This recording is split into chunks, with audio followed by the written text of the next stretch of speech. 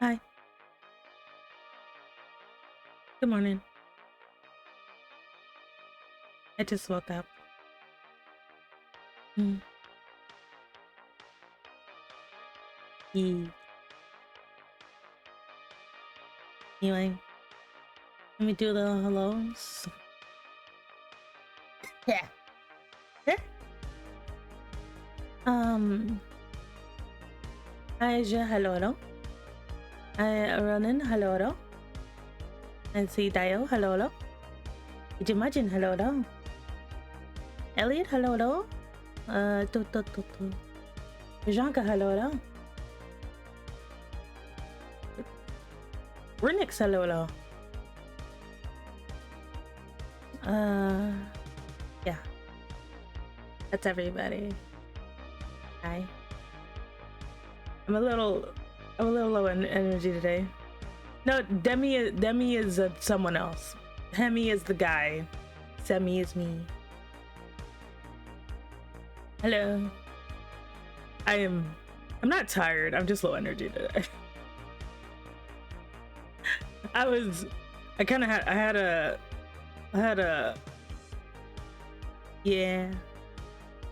had a bit of a crash out yesterday, but it's like the kind of crash out you have where no one will notice because you're just sitting there.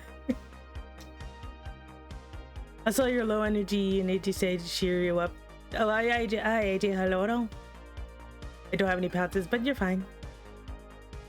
I don't drink coffee unless it's Starbucks because I'm bougie. I have tea though. But I'm not sleepy. I'm low energy. It's not the same thing. I'm recovering from yesterday. Yeah, I had this happens sometimes. Was it warranted? I don't like. Okay, so there are some things that like. I'm not gonna trauma dump on you guys. Okay, not doing it. I'm not like that. Just imagine me sitting on the floor of imagine me sitting on the floor of the conference room. Just my tall ass sitting on the floor. Hi Long, hello. A hug would be nice, yes, actually. But like there are some things that trigger me really badly, but they're really stupid. You know, there's one particular thing that triggers me really badly and always it never fails to send me into a really bad mental place. But it's something that's really annoyingly stupid. You know, where I'm like, God damn it, why? You know, picturing somebody sitting on the floor but leaning down just so she can rest her chin on the table. That's something I actually would do, yeah. But and yeah, Starbucks is bougie. Yay, hugs. But like, so whenever this thing happens, it hits me in a really bad place. But the worst thing is, it's something that just happens naturally for everyone else. So whenever it hits me, I have to pretend it doesn't bother me as much as it does, you know? Also, thank you for the care combo. I stretch. I don't know what my posture's doing, and I'm gonna drink some tea.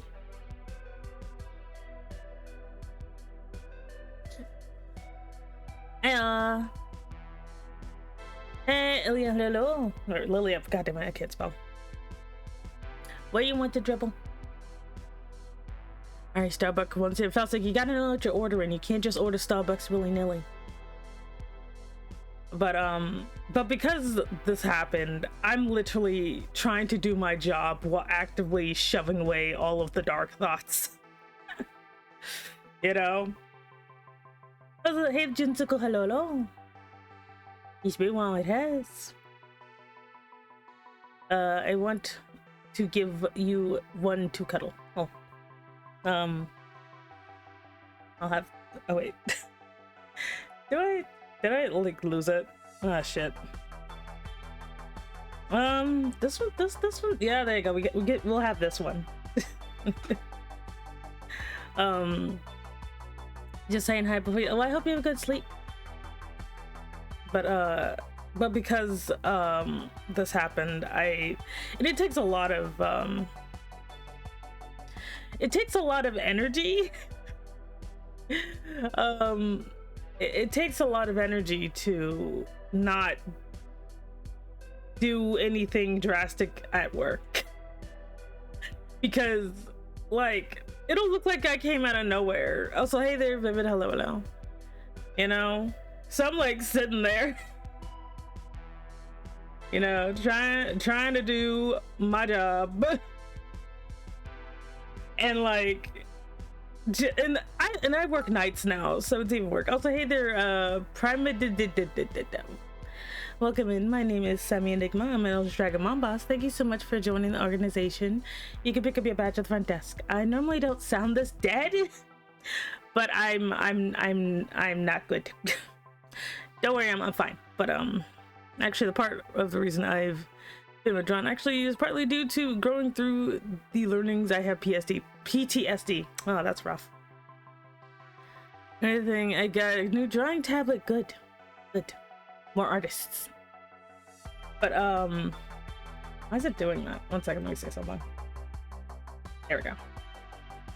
But like, you know, and I've done a lot of work on myself to know that it's literally just me being triggered, not really that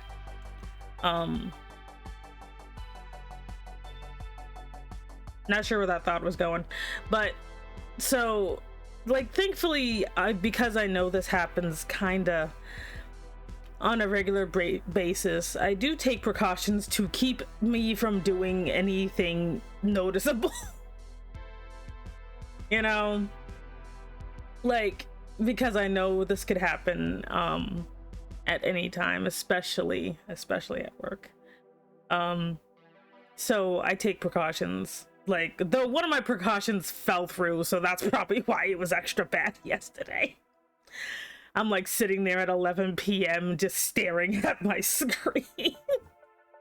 Like, no one, like, I'm just like in my little cubicle just being like, no, but God, does it hurt looking at it? I believe in you. It's okay. You are an artist because you're actually drawing something, even if it's shit. Was a mandatory me excuse for cuddles on the floor? Maybe. I hate when I get this way, you know?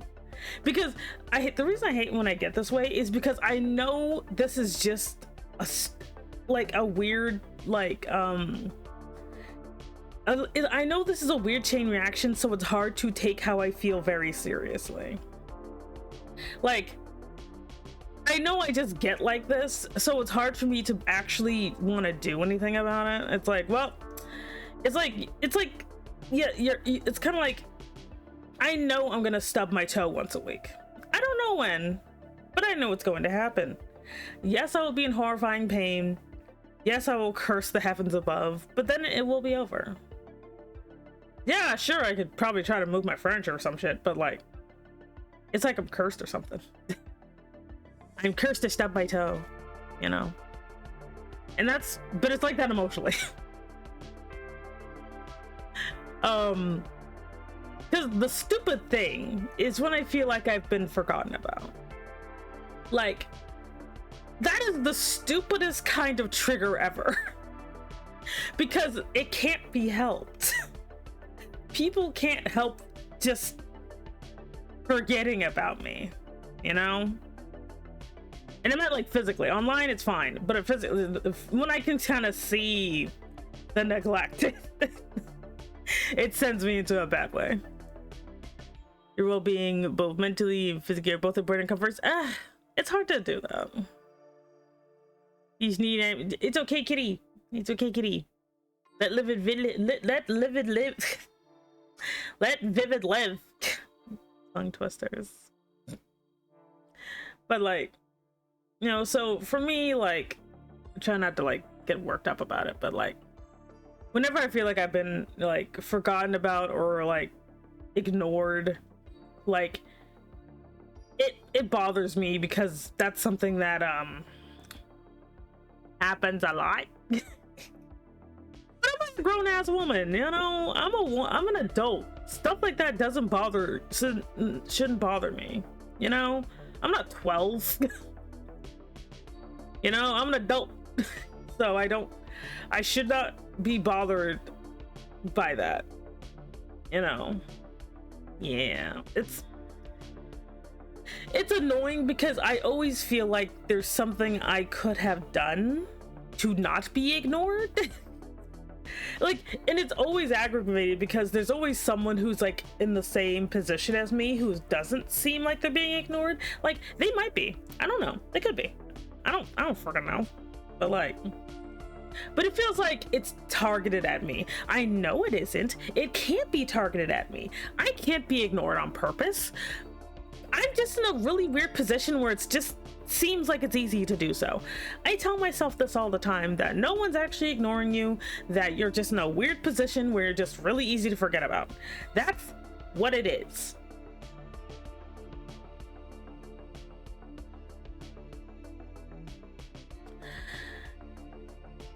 But my stupid ass won't listen to me.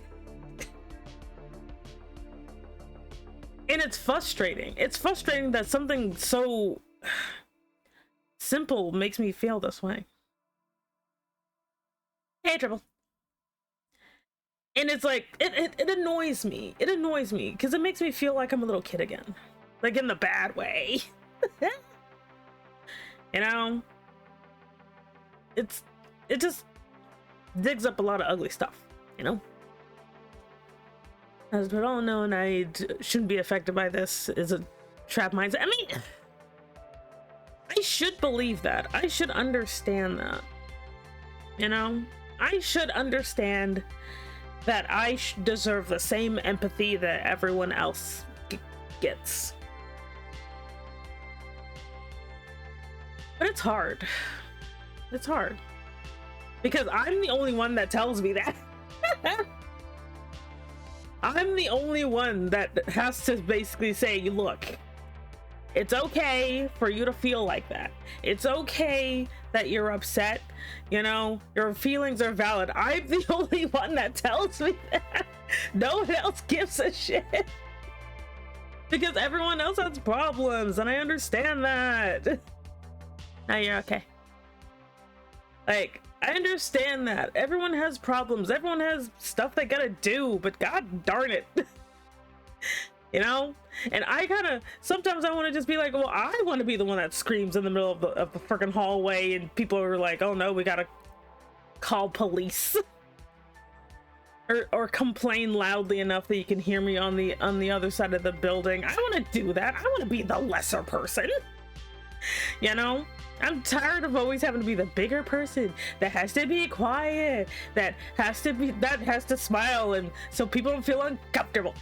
I hate doing that, but I got it, or else people bother me. I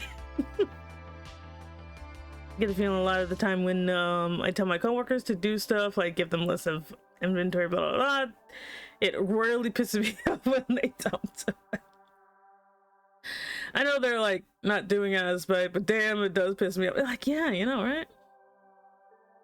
The problem is, it doesn't make it your problem. I mean, I know. Like, and I'm usually fine. But then, like, and I know when this particular chapter ends, I won't have to care anymore. I could just move on. But I'm stuck in this stupid place at work, and I'm like, if I just like, I personally feel the better you are as a student in high school, if you are a good student in middle and high school, you are gonna have a much shittier life. It's nice to see someone say that. That I'm not less of a person. Because I'm surrounded by people who are perfectly fine with me believing that. Not because they're bad people, but because their problems are just worse than mine, I guess. I don't know. Last time I was pissed off was at work. Customers, mostly one of them gets pissed off because their card won't work sometimes. Oh damn. And like, and I don't like bothering y'all with this, you know, but I also didn't want to not stream today because then I was just gonna cry. And I hate crying because it hurts. Like, my body is so anti-emotion that it's like, oh, you gonna cry? Well, guess what? You're gonna get a migraine for 3 hours. I'm like, thanks. So if there's ever like a sad movie or something, I can't watch it because then I'll get a migraine. Because my body's like, yep, what are you doing? I get punished for crying. I'm like, that's not fair. How come other people get to cry without feeling horrifying mental pain? Like, it's not fair, man. It's not fair. I don't even get to cry like normal. I always have to basically psych myself up if I'm gonna cry. You know? Which sucks when it comes out of nowhere. Like, if I just happen to get emotional during a movie, then I'll, like, then the back of my mind be like, guess what's gonna happen later? Guess what's gonna happen the minute you hit the minute the scene ends, you're gonna end up with a horrifying migraine for the rest of the movie. And I don't even know what causes that. I don't even know. Like, I'm pretty sure, like, because I also have, like, I'm not gonna talk about that, but, like, just why? Why do I gotta have the physical pain part? Like, and that just reinforces stuff, you know? Like, it's like, you know, it's just like, your feelings are valid, and then my body's like, no, it ain't. You know? It's like so annoying, and I'm like, I know at work I will be fine, that it's not that big of a deal, you know. I'm just in that kind of position at work. You know, or not bother you will never be. I know the pain. I go through it. A very similar thing, also triggered sometimes. It occurs regularly for me. Trapping yourself in the mindset makes it worse. Yeah. Like, there's usually one thing I do to kind of help snap me out of it, but I couldn't do that one thing. So I'm like, shit. I'm not gonna say what that thing is because it sounds worse than it is. And I have enough sense to not worry people. Or at least, well, I probably should have mentioned it at all. Fuck. This is what being sad does to me. You know. Is my nose running? No. My nose is still on my face. Like, I'll be okay. Like, I don't want anybody to worry. Like, I will be okay. I've dealt with this before. I deal with this like every couple of weeks. Oh, so it's not like I don't know what to do, you know. But like, it sucks when it happens at work, especially. Like, if I'm at home, I can. There's things I can do to kind of help. But when I am at work and people are just casually passing me by and I have to, and they're like, hey, how you doing? And I have to be like, oh, I have to be like, but I can't even stutter at work. I have to be like, oh, you know, I'm good, thank you. Yeah, how are you? You know, oh, that's wonderful. Like, congratulations. And on the inside, I'm just like, I want to go home. Or I want to go to my car. And I want to scream in the bathroom. Chat! Your taxpayer has your tax has returned. I bring destruction of the IRS. Hi, tax lord. It's really good that this is a stream I came back on because sometimes you need someone who knows what it's like, you know. My mindset of violently through good. I actually have to like I actually honestly hate saying that I'm fine because I am like, if I ever have to say I'm fine, I'm actually never fine. It's like, I'm not fine, but I'll be okay. Because I always worry that people think I'm gonna do something drastic, and I'm like, I'm too like, what's the word? Like, every time I get to the darkest part of the hallway, there's the voice in the back of my mind that just claws at my shoulder and is like, remember, if you do anything too drastic, You'll be nothing but an excuse and a tragic backstory. You'll be a tool more than you already are. And I'm like, fuck that. Like, that one thought keeps me from doing anything too drastic, because I'll remember that I will just become a tool, and I hate that. No, I'm not gonna hand people the wrench. Like, it pisses me off, because I saw that happen to somebody. I saw that happen to somebody where they did the ultimate thing, and now they're just a reason for people to get discounts on coffee. I hate that. This person got reduced down to a tragic backstory. Screw that noise. I'm not doing, you ain't doing that to me. Hell no. See, I think it's much better to talk about these things rather than just keep them inside. We are more willing to listen to you, and trying to hide them wouldn't make their feelings blow over. I know that, but like, I feel like a bother though. When I say, oh, hey there. How do I read this? Marie?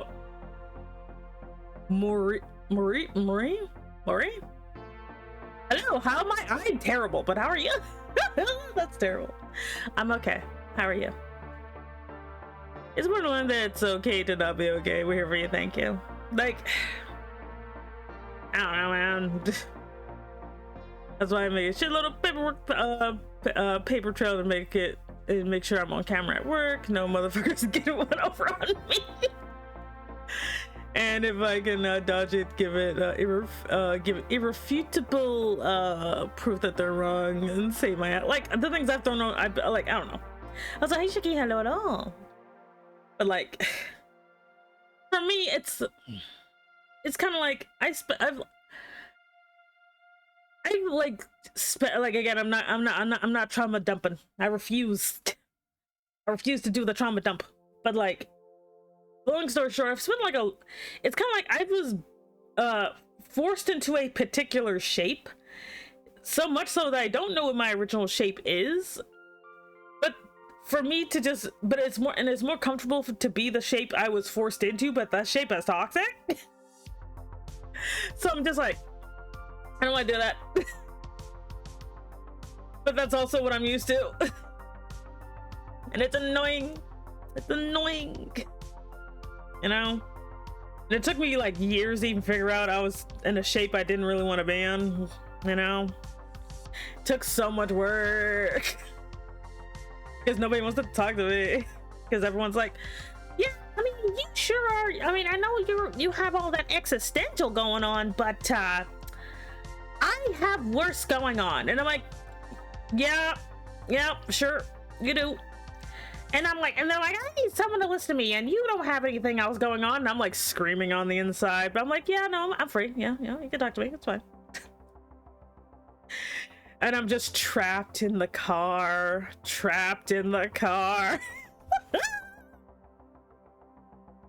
Excuse me, I'm always Triple, I don't want to burden you. I don't want to burden anybody. Like, it's difficult when you're the person that everybody comes to be their lovely emotional sponge and punching bag. It's hard to do anything because you're a punching bag. Punching bags don't have arms. Like, you don't have arms, so you're just sitting there wiggling around, because the only time people acknowledge your existence is when they want to punch you. Not saying that any of you have done that. None of you have done that. Nobody has done that in this conversation, but people have done that, and I'm like sitting there just like, yep, okay. You know, I don't want any of y'all thinking like, it's Emmy talking about me. No, I'm not talking about you. Chat with me. I know. I have to work up to it. It takes me like 3 months to talk about things like this, because I'll be like experiencing things for 5 years and then I'll talk about it for like an hour. Like, because I don't want anybody to worry about me, because then they get weird. Then they act like you are actively running around doing stuff and you're not. Points. Egg. Hey, new hello, welcome in. Semi-model is adorable. It is. Same here, you can chat with me whenever you and I burden. I'm most certainly never be a burden. But like, but that's the thing though, you know? Cause like, okay, so no offense, like, how do I put the, so thank you for the care combo. Got my back. Let me drink my tea. At least the tea is good. It's Lady Earl Grey, which is Earl Grey with oranges in it. Skedaddle, skedoodle, brain hooked on ramen noodles. No, I can't eat. Like, I like ramen, but I'm out ramen. I need to get more of like 20-cent ramen. But like, it's like, no offense to anybody, but whenever someone's like, you can chat to me, and then like I say one really dark thing and then that person is psychically damaged and then things get awkward because they know that part about me, and then it gets weird, and then I'm gonna have to block them. I don't want to block any of y'all. I don't want to block anybody because I say a really, really dark thing that nobody is prepared for. None of you guys are therapists. I can't even talk to a therapist because they weird me out and scare me. I'm scared of therapy. I'm scared of therapy like I'm scared of horses. Yeah, they don't do anything. They're just bacon over there. Aaron, I gotta figure out who I can tell my violent thoughts and I won't act on to. Otherwise, they'll be concerned and I may lash out. In reality, I'm just expressing violent frustration. Yeah. This all skips the with the hair. I can't with you. Nothing you told me has ever damaged me because I refuse to do it, Triple. I need to protect you. I must protect you, Triple. You're like a treasure. You're like a national treasure from like the movie with the not Christian Bale, the other guy. Nick Cage. Nick Cage. I can't really go out of nowhere and talk to my close friends when they insist to talk about, because it's, I don't know, there's a level of comfort that yeah, like when it comes to like I'll say their conductor cow hello at all, because like a lot of times when people say that, they think the worst thing you have to say is that you hate yourself and you have low self-esteem and that your parents were kind of mean and that you're jealous of your siblings. No one's prepared for the dark shit. No one's prepared for the actual dark shit, and you shouldn't have to be, you know? You should not have to be prepared for someone to throw an actual train at you. Triple is built different. There's nothing you can say that would damage me more than what's already been told to me. I don't want to do it. I don't want to add to that. Well, thank you for seeing me as a national treasure. I can list whatever you want. Like, I don't want to lose anybody else, okay? I don't want to lose anybody else because then they'll know the dark thing and then they'll never see me the same. And, you know, like, and don't worry, it's not stuff I've done, but it has been stuff that has been done to me, you know? And they'll know that. And then every single time I, like, you know, sneeze wrong, they'll be like, is it the dark thing? And I'm like, no, it's not the dark thing. God damn it. And it pisses me off because then I get reduced to the dark thing. You know, I get reduced to the dark thing, and like I will be pissed off that I didn't get my favorite unit in a gacha game, and they'll be like, is it the dark thing? And I'm like, God fuck no. Damn it. Like, it's not the dark thing.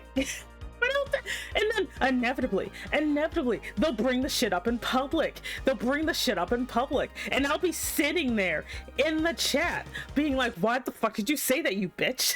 In public. And because it sounds kind of weird, you know, people will like, they'll be like, yeah, you won't mention my name, but you'll mention the specific thing, and I'll know you're talking about me, and I'll be like, God fuck, well, now I'm never gonna talk to you again. Like, no, there's nothing that pisses me off more than anything I've said in confidence being said on a fucking stream. You know? Like, nothing will lose my trust faster than specifically that. If it's one thing, if it's a goofy thing or a silly thing, but there are some things that I'll say in private that people have just said jokingly during streams, and that shit hurts because like, do I really have to say please do not, like, because when you say please don't say this in public, they don't remember that one sentence. No one remembers. No one remembers the one sentence. Then my coworkers and friends know if I'm truly mad. I just get silent and eventually leave so I don't get mad, or I feel bad if I lash out at someone who wasn't directly targeted. Yeah, I'm the same way. If I'm mad, if I literally just disappear for 3 days, it's because I'm so angry, because I hate lashing out at people. I've been on the opposite end of that, where I just happen to be there and guess anyway. So I don't want that to do that to anybody else. It hurts. Because then you just trauma spreading. What about Dark Thing? Don't worry about it. I'll say they're dead. Hello. Yeah, no one is prepared to accept some dark things without turning into an unwanted life advice. Exactly. Like, well, now that you've told me the dark thing, let me explain how you can avoid the dark thing. I'm like, that's not how it works. Reduced to the dark thing, I mean, you avoid dragon. You know what I mean. You shouldn't be adding to that. You said you're throwing a train, but there's nothing I'm not used to. I still don't like it though. Like, I didn't ask for advice, I asked for comfort. Some people just don't understand that though, because I think it's because people are just trained to give advice because they think they're helping. Sometimes I just want someone to know this happened to me. But I don't, there's no, especially if it's something that's not actually fixable. Because it happened like 30 years ago. Like, you can't fix anything that happened a while ago, and telling me that it's okay, that I feel bad that it happened, I know that. That's like telling me the end of the movie I just watched. I know, I was there. That's what I could do. It's a dick movie, keeps this. Like, yeah, but some people just don't think about it. Some people, especially if they don't think it's as important as you think it is, you know? Also, thank you very much for the resubscribe. Thank you. Also, thank you, Dio, as well, for the resubscribe. Sorry, this is a... We're gonna just change this to just chatting, because I don't think I want to draw today. I'm sorry. Let me change it. Because I'm like, I don't feel like drawing today. We're gonna be just chatting. Because I thought I can't. I thought I was gonna draw today, and I'm like, no, it's not in me. We're just gonna sit on the floor. We're just gonna sit on the floor. They're not true friends. Like, it's... I have to forgive them because it's not intentional, but some people just don't take something seriously. One thing I learned from psychology classes is confidentiality. That's a long word. I have secrets and info from friends and family that I am taking to the grave unless they want to share it. Hey, Rin, hello at all. That's the thing, you shouldn't have to say the last part. People should know. But whenever you need and want to, I'm here for it. Thank you. Like, believe it or not, just knowing people actually care that I am in horrifying distress helps a lot. Like, it does, because I did spend basically, but before being a VTuber, I've had like 3 people. Sorry, that's a lie. It was 1.5 people who actually cared about my mental well-being. And that one was conditional. So having people just saying, hey, I'm here for you, is nice. Because normally it's kind of like there's always that weird little caveat there. You know, there's always I will be here for you if you carry all of my luggage, and I'm just like, sure, whatever. It'd be nice if someone asked you directly, do you want advice, do you want comfort, or do you want to listen? Like, I swear to God, if I could just get a actual straight up physical hug, and I usually hate when people touch me, but if I could just get a hug when I feel like at the end of the dark hallway, that would be just great, because then I just have something to distract me from the darkness. The darkness and the cold. And the creeping hands on my back saying, if you do it, you'll be a tool. That's what it sounds like, by the way. It sounds like that. It's like, do you want that? Do you want to be a tool? A vague excuse, a tragic backstory. Do you want to do that? And I'm like, fuck that shit. No, I don't. Like, then don't do anything. Don't do anything that might be like, I swear, like, I fell in the bathroom one time and I fell in a way that my wrist got cut and I had to put a bandage on it.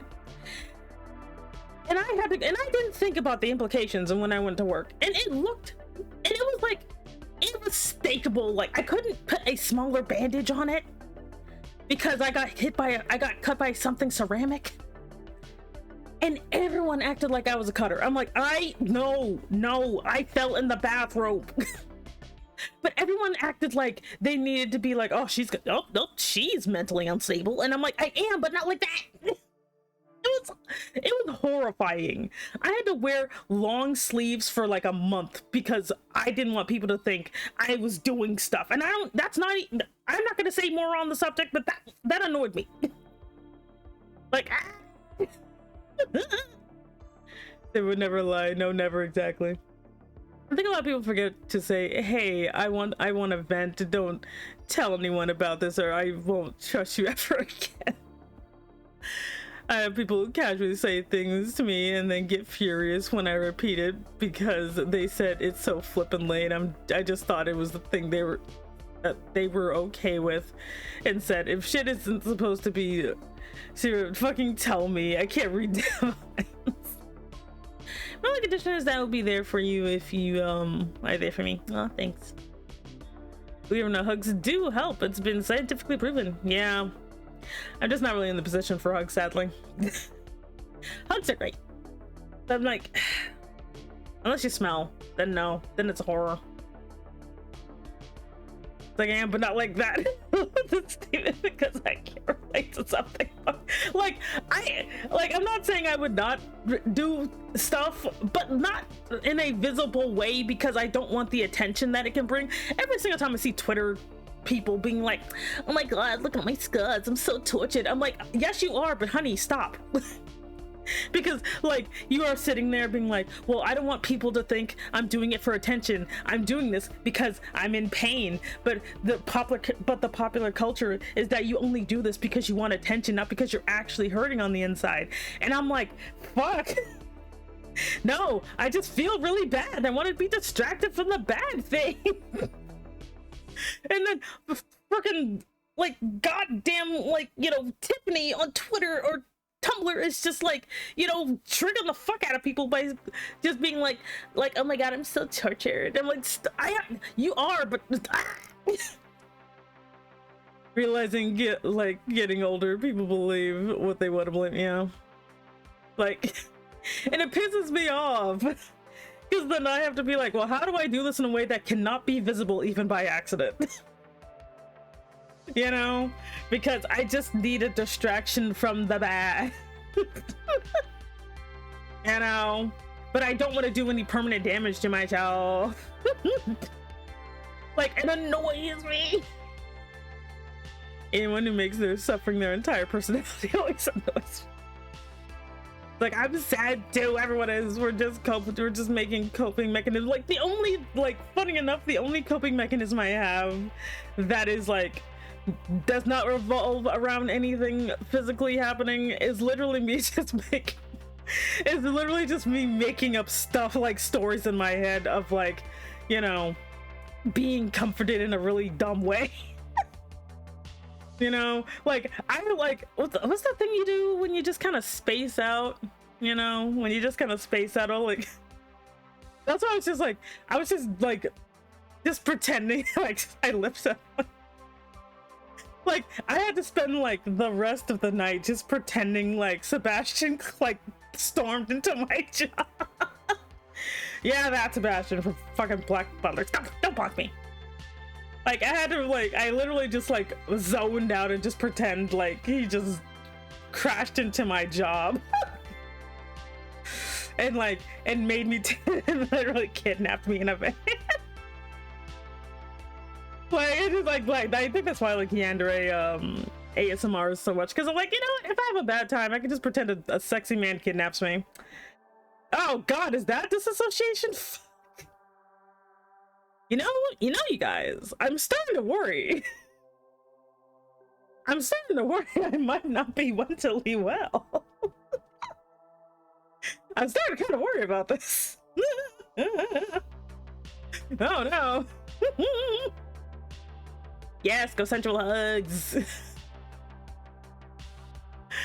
I gotta like tell them send me my hammer. I can't believe this. I'm literally on the floor and you hit me with a hammer. As someone famous for saying, go to the doctor, get a doctor's note, and then tell me you got a problem. Okay, whoever does that shit for attention does straight up turns. As someone who used to like self-harm that shit, like, it isn't like, oh, it pisses me off because, and the thing is, I do feel like their pain is valid, but they really make everybody look bad.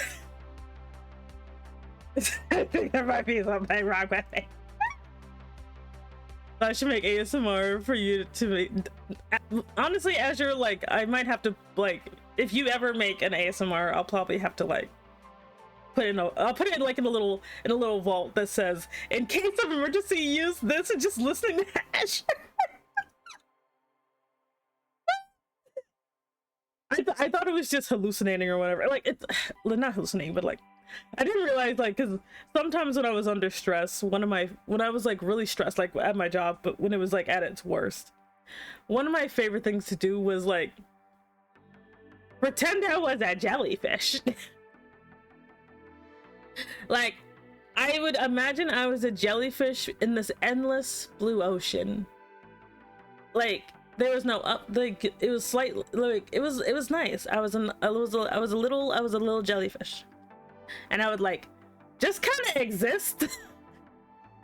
You know, I would just exist in this blue ocean near the bottom of the sea. Is that disassociating too? Oh shit. Oh no. Today I learned. It's like, that's, I mean, what else can I do? I love jellyfish. I don't know, being a little lone jellyfish was nice, you know. Feel the coolness of the water. You know, and because I don't have a brain because I'm a jellyfish, I'm just vibing, you know, eat some plankton or whatever jellyfish do. You know, I would legitly just basically like, I am in the ocean and I can breathe underwater, so I don't have to worry about drowning. No thoughts, only existing. All the stupid humans aren't here to bother me because they'll drown. Oops, I became a violent thought again. But yeah, that or the just pretending that I have a better life is like literally what I tend to do. Because like, what else am I gonna do, man? You know?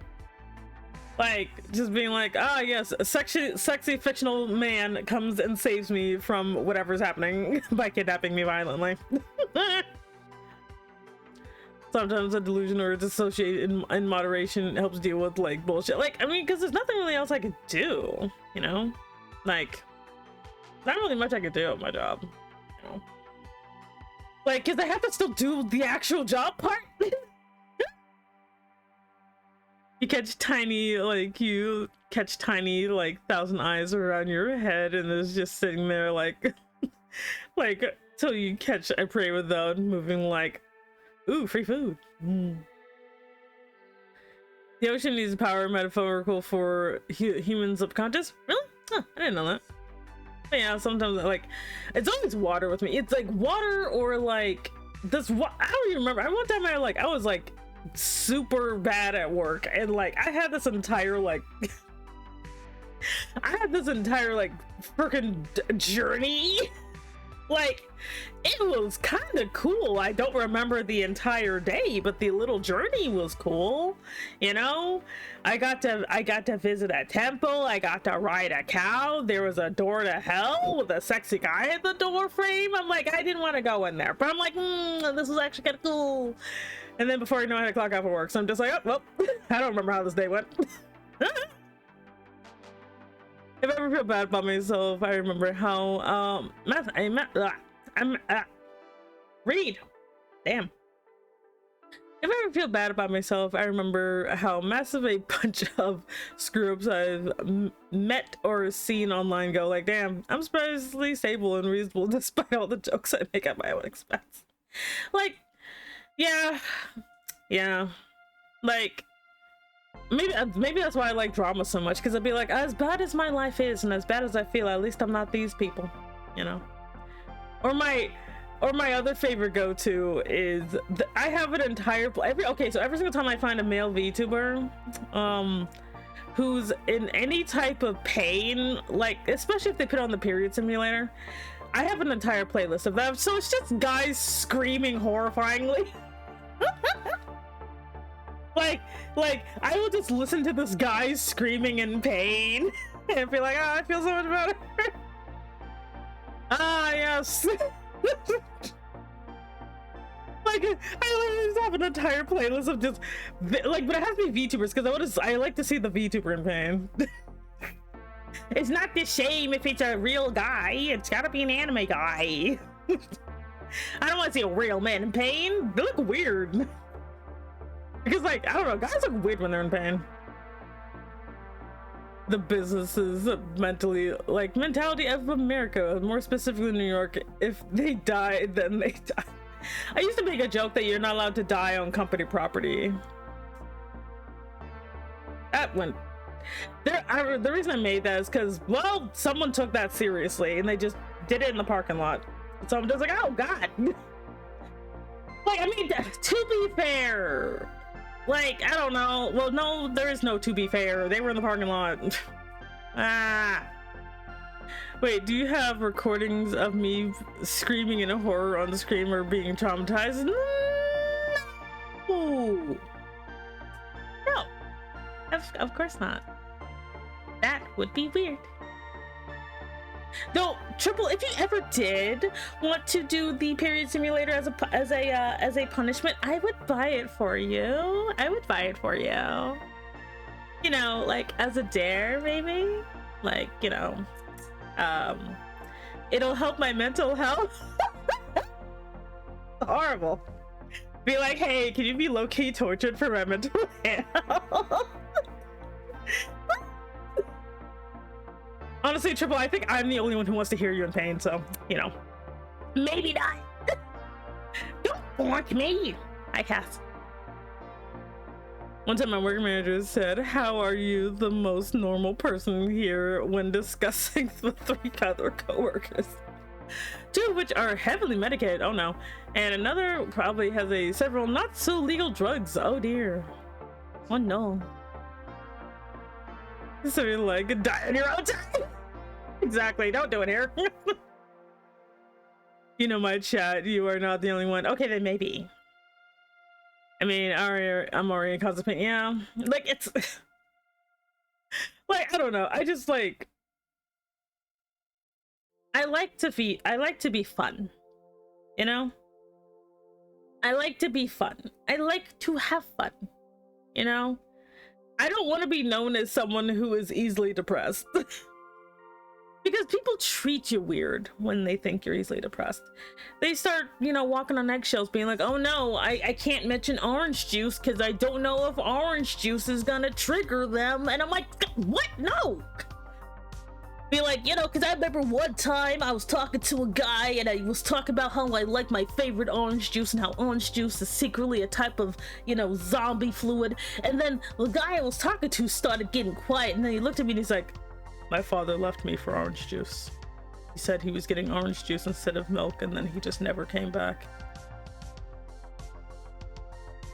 And I was like, oh. Sorry? I mean, it's not a big window. Like that's a big thing doing that shit. Like, you're minding your own business and then suddenly someone just drops something like that and it's like, what the fuck? What am I supposed to do with this information? They're like, oh well, I can't talk about orange juice. He's like, I ain't normal, I'm weird and energetic. Reading is hard and loud. Y'all are a danger to yourself. Like, I have to be hilariously self-conscious because of the nonsense I grew up and am still around, you know? Where like everyone, because it's like, you know, when people say talking like, you know, oh, I have to walk on eggshells, I'm like, I have to walk on fucking landmines in my fucking house.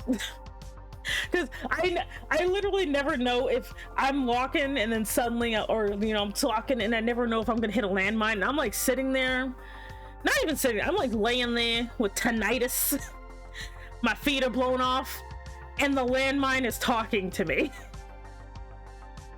Complaining about all of the bad things, and I'm sitting there being like, I can't even move, I think I'm bleeding out, I can't hear shit.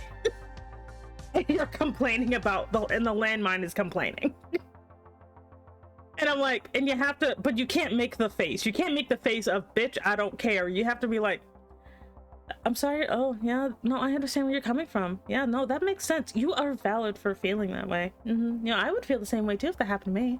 Yeah, of course. Meanwhile, I'm like, ah! But I gotta lay there, I gotta sit there and be like, yeah, and you gotta nod, you gotta make the noises that you are listening, that you're not spacing out and pretending that you're on the edge of a beach staring at the infinite ocean and that there's a crab next to you. You gotta pay attention, so that way when they say something, it's like, oh yeah, your dad was so mean to you, he was so mean for that. You know, I'm like, this crab is purple, it is talking to me. Yeah, no, your brother was a dick. Yeah, he should not have said that to you, he should know better. What is the crab trying to like? That is me. That is me. I'm having like a freaking mental journey, and this person's talking about shit I don't care about. But I'm a friend, so I have to be good. Hi, Coca-Caster. Hello. You see, blah, blah, blah. I know some people who would reply with that, like, so your mom's single? Oh no. Imagine stepping on a landmine. The landmine is like, first. Bitch, I don't care. I have to tell that to a coworker who cheated on her husband and was complaining that her kids are being mean.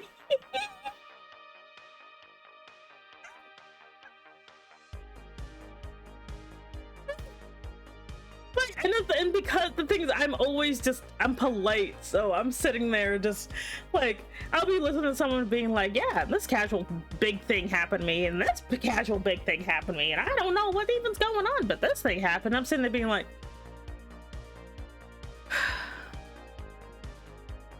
I rarely ever actually directly say anything. You know, people treat me like no differently because I hate for people to treat me like a fragile and weak. Yeah, no, like being being a punching bag and a sponge is one thing, but I hate the idea of being like treated like I'm like not even glass, because at least glass has some structure to it. Like being treated like a soap bubble, like one little poke and you'll explode, you know? And you have to control everything from like your face to your breathing, because if they notice, if you pause too long, you know, if you pause too long, or you look in the wrong direction, or you forget to breathe because you're so angry, they'll notice, and then suddenly everything is your fault because you're their friend. You're supposed to listen to them. You said you would listen, and now you're not even paying attention. Are they wasting your time? And you're like, no, I care about you and love you and your feelings are valid. I would never. But then like you need to be you gotta talk, and they're kind of like, look at this thing on Facebook I found, and I'm like, yep, that sure is funny. Like it's so frustrating just being like, you know, they're like, I'm here for you, and then like they're here for you for like literally 5 minutes, and then they get bored, and you're like, I'm not done trauma dumping on you though. And they're like, yeah, but I have better things to do. And I'm like, oh, okay. Like this is heavy, you know. And I'm like, but okay. I'm not even talking about the deep shit, by the way. I'm talking about how I got cut off in traffic or something. I was like, I'm not being sussy. How dare you? I'm sitting on the floor. How dare you? Anyway. ADHD helps disassociate. I hear those words you're saying can auto react. But my but in my head I'm thinking though, like some nerdy shooter coming up with an excuse to leave. So this, you know, disassociated is just your brain taking a break from thinking, I have to control my face so much. My mom says my mom said, like, my mom says my dad and I talk with our faces. Well, that is where your mouth is. See, we just go, I didn't say anything, I did nothing wrong, but nope, apparently my face made something offended. No. Oh, send me on the floor. Yeah, I'm on the floor, you little pervert. But I'm like, and I'm like this with a lot of people. Like, a lot of people will literally ignore me for years, and then they'll be like, I'm leaving my husband, and I'm sitting there being like, oh, okay, that's a lot. Did something happen? And then they proceed to tell me the whole shebang, and I'm sitting there just like, wow, yeah, that is a lot. Oh man, yep, he should not have done that. Yep. And I'm sitting there being like, I told you not to even date this fucker. Why are you coming to me? But I have to be like, oh my god, that's so terrible. Oh no, oh man. Well, do you need anything? Do you need any help? Okay, no, I'm yeah, it's okay, it's okay. Yeah, no, I am a shoulder to cry on. You know, it's all right. You know, and yeah, by the way, whenever I am being empathetic or whatever, that is what I sound like apparently. So I'm just like, that's I just sat down. Who starts a conversation with it? Like, and I can't make the okay, well, that happened. Well, good luck, thanks. I'm go drawn, be gay, have fun being gay, son. Like, that's literally just like, I'm just sitting there just like, yep. But like, and whenever I have a bad time, I have to basically be like, how do I put this in a 5-minute walk? Also, Daniel's gay. Is he? Oh god, my poor Daniel. I'm just like, you know, I have to figure out, whenever something's wrong with me, I have to figure out how to put it into a 5-minute block, because that's the amount of time I get before I get hit with the, like, I don't know if any of you know this, but if you're listening to someone who's having a bad time and you literally do anything that is not related to that, it feels like you just threw a brick at that person. So if I'm talking about how my boss treated me the other day, and then 5 minutes in, they're like, I found this thing on Facebook, it feels like she just picked up a brick and flung it at my face to tell me to stop. And I have to be like, oh, ow. Yeah, that's a very funny video. It's almost like they're like, bored now, and I'm like, this isn't about boredom. You've said you were looking at listen to me. So many times I have to feign empathy. Like, I just fucking told you. The thoughts have been interrupted by memes. Also, good morning, hello, how are you? But like, I don't know. This is starting to sound like I just have a toxic friend. But like, I mean, I low-key do, but she's all I got. She's all I got. Like, I'm like, have you ever seen those Lifetime movies? You know?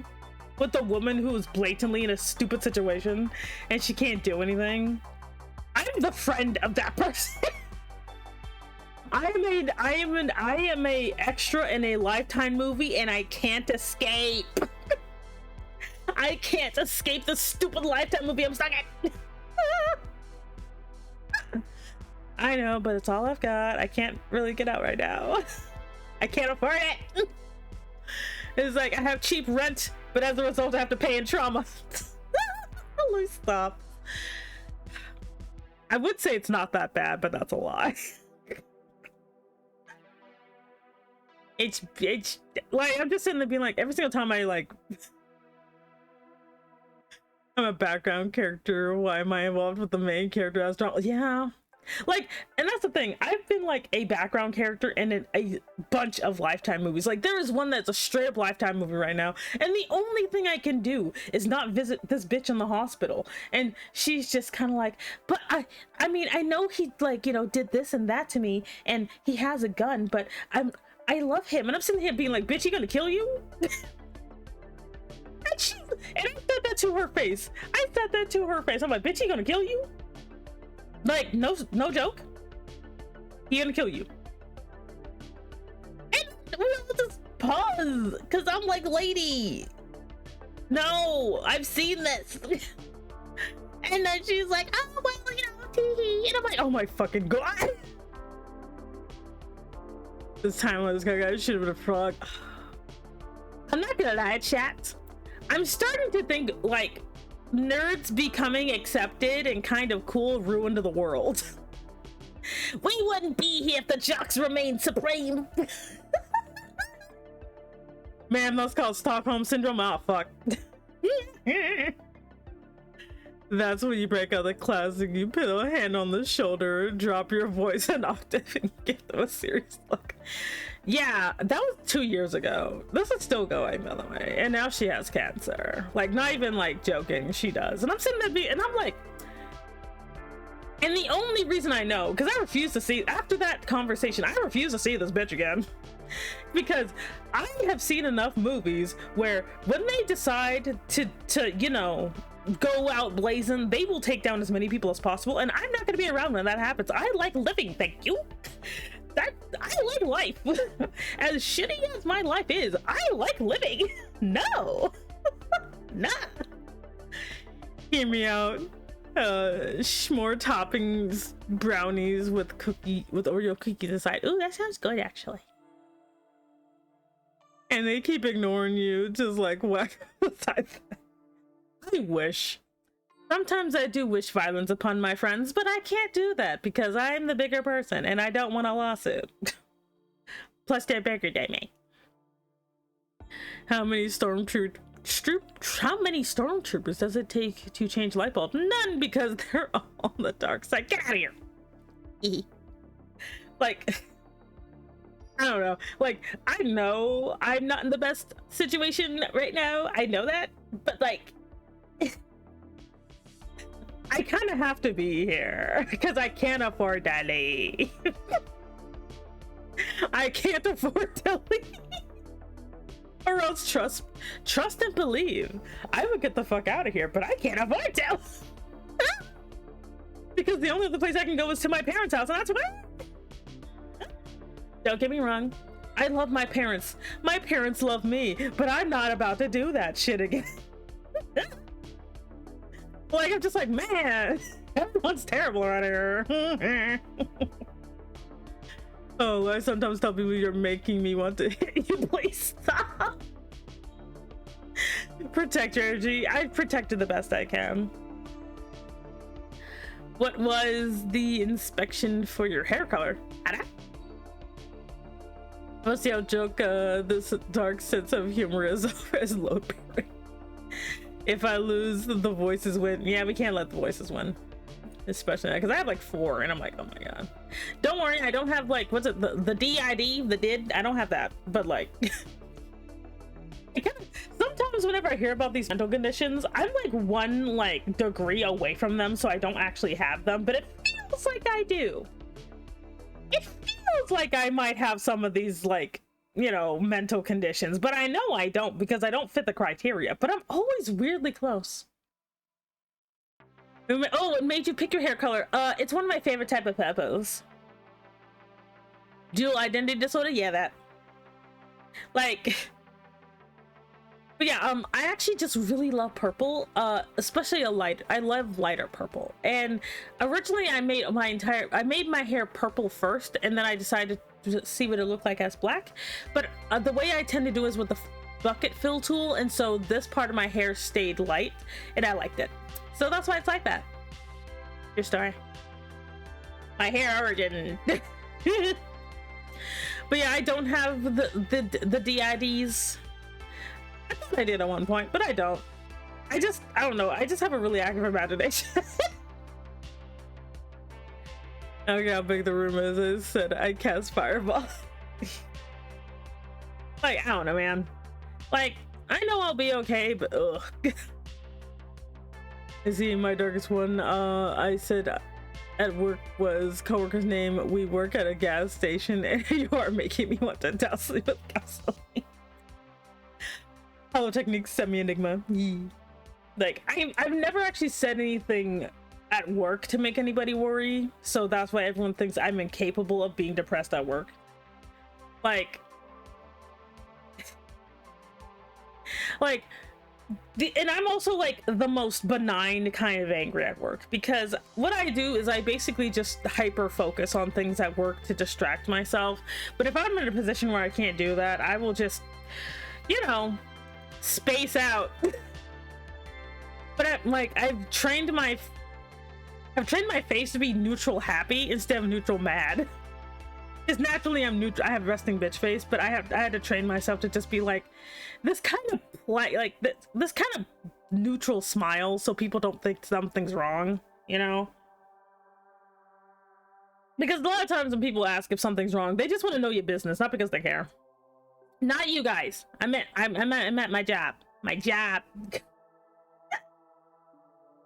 Said coworker has one with the deep fryer at me as a prank. Oh my god! And used my angry dad voice, and they suddenly realized, who does that? Like, I'm not gonna talk about that. But like, I'm like, man, there's so much shit I can't talk about because it sounds kind of bad. Well, it's because it is bad, but you guys don't need to know that.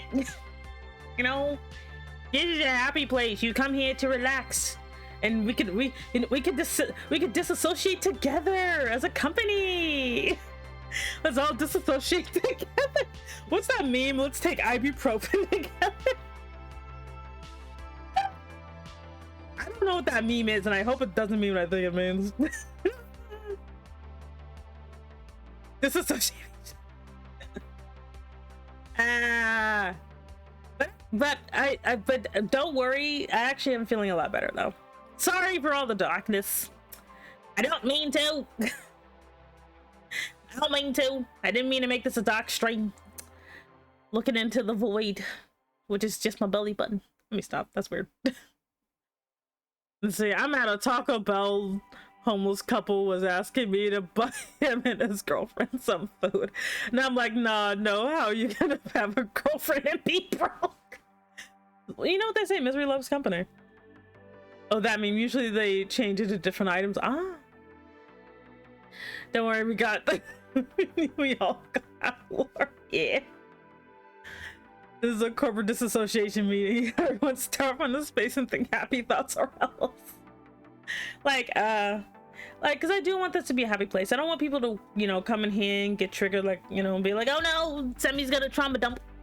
She's gonna back up. She's gonna bring in the trauma semi truck. I would never. You love darkness? No. I mean, well, it's better for your eyes. It's fine to help you alleviate the pressure on your shoulders. And we support you, twin. Thank you. Sometimes you have to go through darkness to find the even brighter light. Yeah, like. I'm not as bad as I used to be. I used to be way worse. Like, before becoming a like, as much as everyone talks about how bad VTubing is and all that, and you know, and everyone in they've ruined the West. But honestly, it's helped me a lot. I've made friends, you know. Because like, before being a VTuber, I literally only had like one hilariously toxic friend and like a bunch of toxic associates. Now I have you guys and a toxic friend. You know, I still have the toxic shit from before, but now I have positive people in my life. You know? No, do not make another semi-truck. No. Venting itself. I don't like venting though, because some people like I can't do I don't like I can never just truly vent. You guys will have to get censored venting because I can never do it. Hi, sorry, hello. Nice to meet you. You don't often catch your streams. Yeah, because usually I would stream at night, but now I stream during the day. And rounds a damn no semi truck. Yeah, no semi truck. Like, I can't. I just like, because I don't mind venting. I just feel like sometimes it makes me feel worse. You know, feel like VTubing, like anything else, you got the good and you got the bad. Yeah, like I like it. VTubing has allowed me to do things that I honestly wouldn't be able to do, you know. Like I could never stream unless I was a VTuber, by the way. Like I straight up couldn't. Because I hate when people know what I look like. I want to be a ghost. Even at work, I kind of hate that people can find me at work. If I could just, like, that's one reason I started working at night. Yeah, it's a little detrimental sometimes, but nah. Like, I really want to just be a ghost sometimes. Because people annoy me. People annoy the crap out of me. And I am tired. I am tired of being the freaking extra in the Lifetime movie. Tell me, when will this movie end, director? It's been going on for what, like a good couple of decades now. I want to get out of this movie. Like every time something happens, I'm sitting there being like, when am I going to be released? Release me. Venting in person usually helps a lot more. Or as I like putting it, having this conversation for a quiet corner bar really time. The problem is like me venting in real life is actually horrifying. Like, because remember, you guys are understanding, you guys are nice. Just imagine me talking to someone who's none of those things and is waiting, is actively looking at their watch, waiting for me to finish so they could trauma dump on me. That's how it's for me. That's what it's like for me in real life. Is the person is just waiting for me to shut up so they can trauma dump on me. And I'm like, oh well. Like, you gotta remember, I live down in the deep south, and I'm black, so you know, if it ain't about Jesus, it's always in the advice is always go pray about it. The advice is always pray about it. It's like, it's always just like, the Jesus will help you, and I'm like, he don't even live here, ma'am. Like, it's always like that. I know I do, but I got what I got, all right? Like, I don't even disagree. I just don't have much of an option right now. Because I'm poor. Somebody like, I did time and I want out. Exactly. I've paid my debt. Get me out of here. It's like Groundhog Day, only the day is like a year and it keeps repeating, and I'm like, I want to get out of here. Someone help. I'm tired. Like, ugh. Like, ma'am, Jesus sent you to me, and judging by your advice, it's clear he was helping me.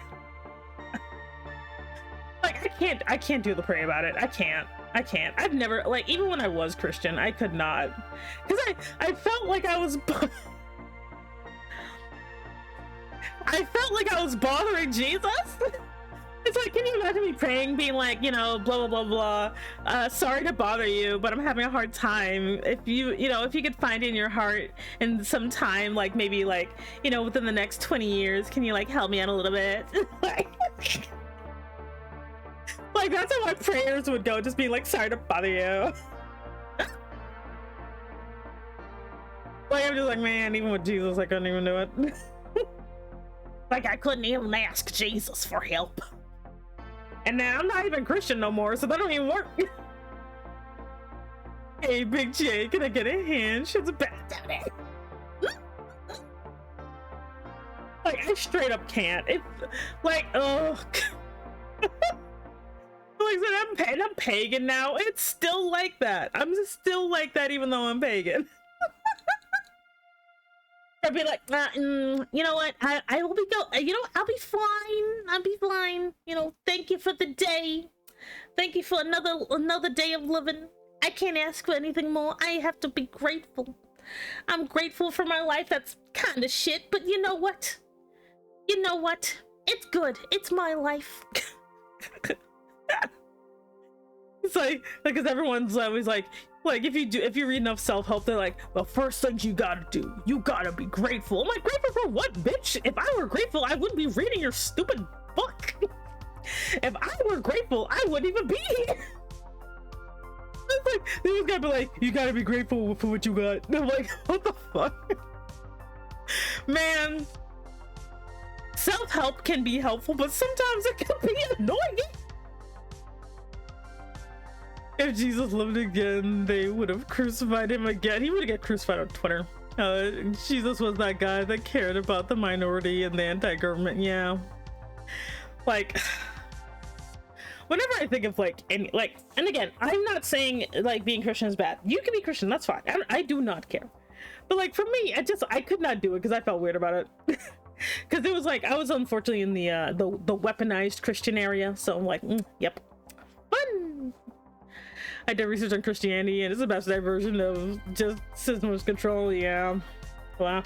Because like, I personally feel whatever your religion is, unless your religion is specifically we got to kill those people over there, I feel like everyone's religion is valid because it can bring out the good in people. However, you're like, any faith system will never overcome the fact that you're kind of a bitch. If you're a terrible person, having a faith system will not fix that. Hey, Axel, welcome in with trauma dumping. No, we're not. I'm sitting on the floor. I had a bit of a crash out yesterday, but I feel better now. I actually feel better instead of lying about it. Who's being a bitch? Don't worry about it. Like, I am better now. I am, you know, like, but oh boy. It was a little rough, man. It was a little rough. Like, oh, but like, it's so annoying. The local atheist, I don't care what you believe as long as you ain't hurting anybody or using religion to justify your shitty behavior. If you do that, then I'm gonna start making fun of your deities, as you should. Like, and that's always like the issue. Like, whatever you believe is honestly fine. Most people believe in good things. But then someone's like, you know what, that guy that preached about love and forgiveness, he wants everyone to be a bigot. I'm like, what the no. I always literally be like, that guy that talked about like being there for the weak and for the vulnerable, he wants us to kill homeless people. I'm like, no. Like, I'm like, where did you get that? And they'll always point to something in the Old Testament. I'm like, Jesus wasn't even in there. Like, I'm like, he wasn't even there. What are you talking about? Like, what are you doing? There's a passage in the Bible that says something like, we shouldn't be good because there is God, so you should be good regardless. I know, right? Like, I don't know. I like the Messiah archetype, a man who's half God, and like, I like the door. It's good. It's good. There's a reason why the phrase there's no hate like Christian love. It's sad because I've met some really kind Christians, you know? I met lots of kind Christians. Not the weird people who sent me the Passion of the Christ, though. Those guys were weird. I think they were a cult. Outcast 2 made the perfect representation of Christian extremists. Oh no. But like, I've met some really kind ones. Like, they were just nice, chill people who didn't physically try to throw a Bible at me. Yes, that's happened before. You know? Like, I don't know why, if someone is gonna throw a Bible, they get that big old gigantic one, the king, like with the good cover on it. Like, I've had a Bible physically thrown at me. And I'm like, why are you so mad? I was like, Witch Hunter from John Young. Ooh. They all forgive man, nails inside his hands. He wants you to hurt me?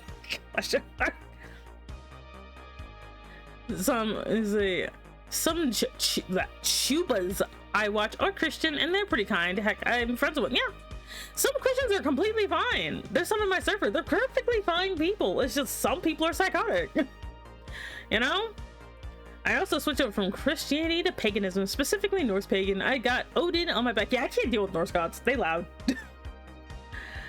See, oh, like those Jehovah Witnesses who mailed me both a Bible and a personal letter. Yeah. I was, hey there,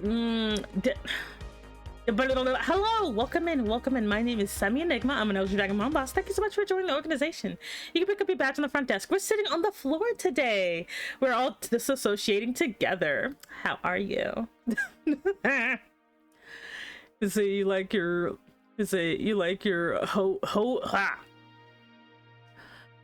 I'm assuming that's a typo. You like your gods to be angelic humanoids, I like mine to being beyond human comprehension. It seems that the true form. You go mad, we are not the same. Yes. Imagine Jesus boxing major advantage due to the nails now. He would just bitch slap everybody. Did you hear the story of the angel who fell down to earth mated with a human woman because their hair was pretty? Oh my god, that some biblical lore is weird, like how, like, was it Noah's just a wizard? Noah is just a wizard and that's just in there? Anyway. Majority of religious members are pretty chill. It's like any fandom, the loud annoying ones are loud and annoying. Yeah. Like, we're probably gonna have to stop the religion talk before I actually get someone who has weird takes. Are you sure you're thinking of the Greek gods? Actually both are pretty loud. Yeah, I can't, like, I'm not gonna. Also, hello there, Mr. Rumble Roses. Welcome in. My name is Semi Enigma. I'm an Dragon Mom boss. Thank you very much for the raid. I hope you do good. Like again, I don't want people to think I'm too woo-woo, but like the two interactions I potentially had with Norse gods, they were loud. And I'm like, no thank you. Thank you, but no thank you. Also on the nugget. Okay, go sleep. Good night. Thank you so much for stopping by. Like I said, like, you know, whatever gods you like, that's fine. I stick with mine. I'm good. Orc. But I'm like, you know, but like I said, whatever you worship, that's fine. Honestly, I am personally of the mentality that most religions are good for you. They help provide guidance. You know, I was watching this really nice one about Islam. It was actually really cool. Just a regular Islamic, like, Muslim talk about their beliefs, and it was nice. You know. Like, they're like kind of like how you have casual Christians and casual okay, I'm not gonna lie, Catholics be hilarious though. Catholics be funny.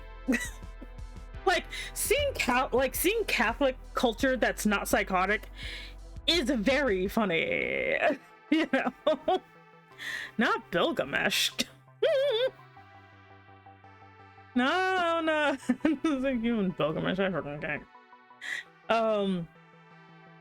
There's some funny things, like if lizards does go into your pot of water, you must break the pot, which was like the Bible saying don't drink water that you'd be sick. Yeah, like the Bible has a bunch of weird stuff in there. Religion is fine, it's just a community where it starts to grow. Yeah, like, and I think it's because like people at the end of the day want to interpret things the way they want because they want control. People want control. That's kind of what in my humble opinion. Things are fine until people want control, and then that's when everything goes to hell, you know. But that's just my opinion. But like the minute people want control, they will use anything they can to do it, you know. If they want you to use the side door, they will literally find any way, shape, or form to get you to use the side door, you know. Like, why? Because they just want to be responsible for you using the side door, you know. So if they're like, this holy text says that people of your caliber must use the side door, then yeah, use the side door. It's stupid, it's weird, but that's how it is. I'll say something about one of the current religion here, but it's terrifying, and that's about it. Yeah, I'm not like, we're probably not gonna be too specifics about it, you know, because some people do get passionate about that sort of thing. And I don't want to worry about it, you know, because I'm a very casual pagan. I am super casual, you know. Like I was born into a Christian household, but it was like we had like the goofy version of freaking Christianity, which is like, you know, if something goes bad, it's the devil's fault, and you got to pray about it. Like police brutality, that's the devil. Pray about it. I'm like, yeah, that'll help it. But like when it comes to like black people and Christianity, it's very awkward, you know? Like black Christianity is its own thing. A lot of people don't realize that black Christianity is its own thing, you know? Like, yeah, we like, you know, we have a weird obsession with the Psalms, you know, and like everything's just the devil. It's always just like, you know, if you're having a bad day and you feel like you're not depressed, it's the devil. Like just the one devil, not devils, by the way. We only got one. It's always Satan. Like, it's like Satan is like basically multiplying himself to specifically make sure you stub your toe. That was like, what the fuck did I do? Like, it's literally like that. It's like literally like, you know, you get into a car accident. What's that one commercial? Yeah, or fuck my audio. You know, what is it? You know that one insurance company that has like Havoc, who just like who just messes with everybody? That is the black devil. The devil for black people is just the guy from the insurance commercial who just does something random and ruins your day. That is the devil. He doesn't do anything. You see, anime meanwhile really likes to make religion like the evilest thing ever. Like, what the heck? Christianity do to oh yeah. Sir, you are not the devil. You're too cute to be the devil. Look at you. Now I'm gonna worship an invisible man. I'm gonna go back to my ancestors and worship tiny gods that made of stone and represent the elements of earth. Like the gods I worship are pretty simple. I'm not gonna mention them because every single time I do, people try to act like I'm in a cult. I'm just like, how can I be in a cult if I'm by myself? How does that work? You can't be in a cult by yourself. I just like my nice, cute, adorable private worship. Oh, and my ancestors. I do have a shrine to my ancestors, which is very funny. Some of them be bougie. Some of my ancestors be bougie. Like, you know, you give them offerings and they're like, hey, you ain't giving us that cheap shit, are you? And I'm like, no. Yes. You don't like double mint gum? They're like, who gives gum to the ancestors? Like, also, do not give gum to your ancestors. They'll get mad at you. The disrespect. Or maybe it's just my ancestors don't like gum. I don't know. I'm like, I didn't have anything else. What do you want from me? But anyway, see, there's this myth that Jesus died in Japan in one spot where that got crucified is a clone or something. What the fuck? That's weird. What, you believe in the tiny gods that represent nature? Yes, Tina, because at least the sun is real, you dumb.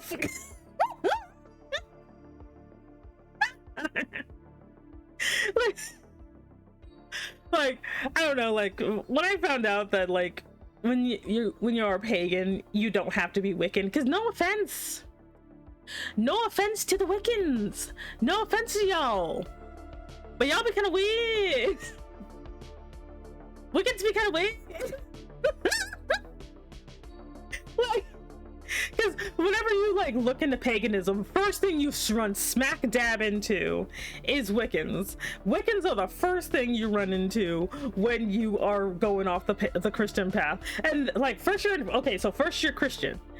And that's obviously not everybody's Christian, but like first you start as Christian, then you decide you don't want to be a Christian no more. So then you decide to be pagan, but you don't know, but pagan almost always means like Wiccan in America. So you study Wiccan bullshit, and then you find out you don't really want to do that because that shit is white as hell. And then you basically start being like, well, and depending on what your nationality and race is, you start trying to figure out, well, what is good for me, you know? Because Wiccans be kind of racist sometimes.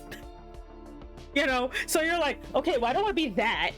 And then you like maybe Hellenistic, you know, the Greek gods or whatever, you know, but that feels a little weird because they still exist and you're not, and if you're not Greek or white, then it also feels weird. Then of course you go into some like, you know,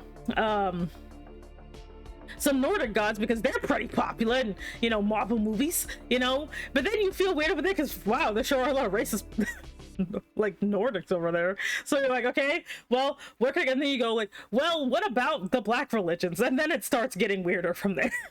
Because then they're like, you know, you want some voodoo, you want some hoodoo, you want some orisha, and I'm like, what the fuck are any of those?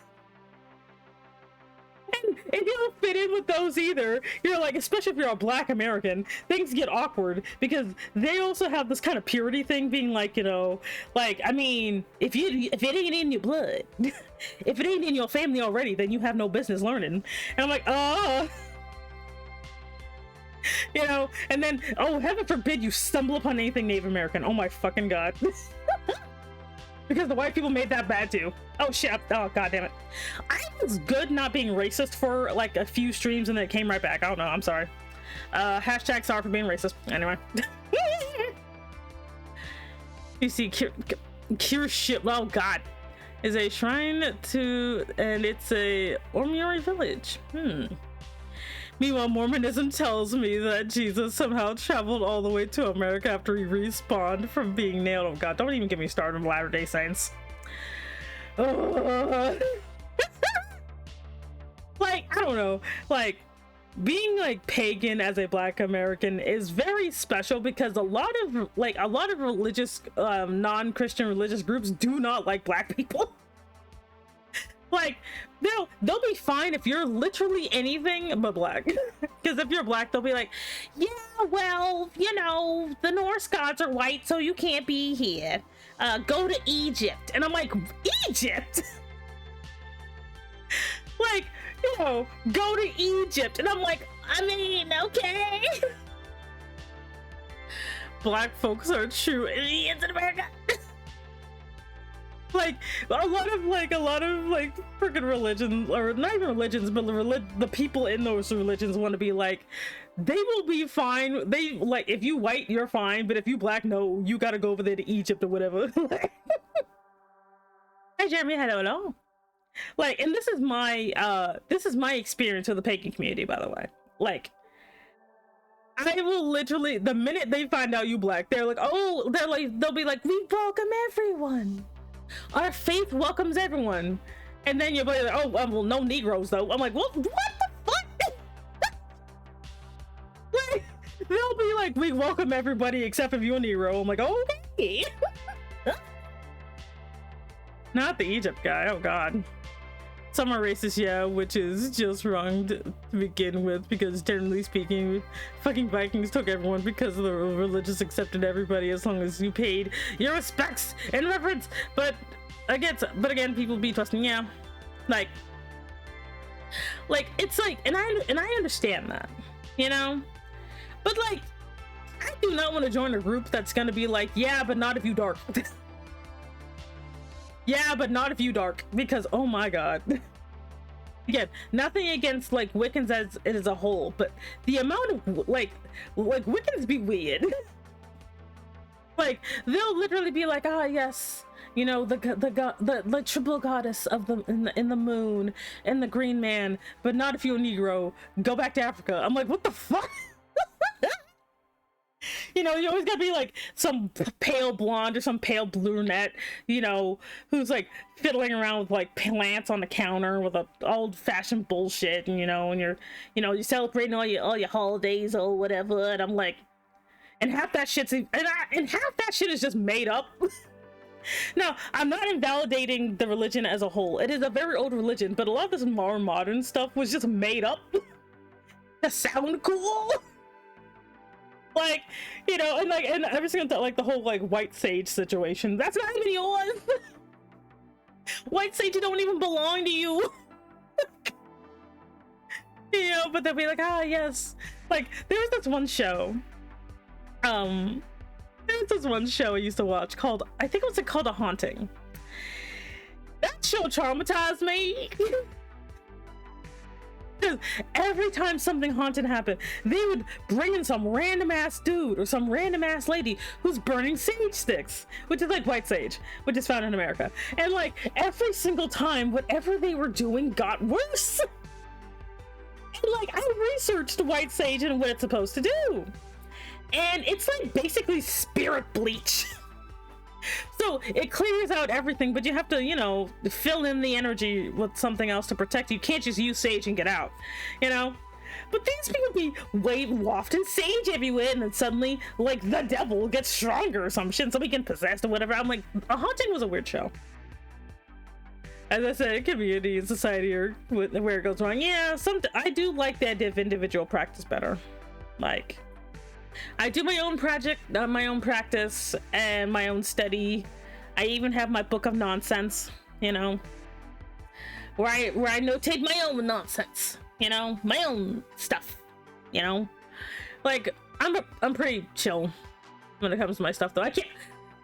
If I read a book for research purposes, and the first thing they got in there is how to find a boyfriend or find a girlfriend, I'm out.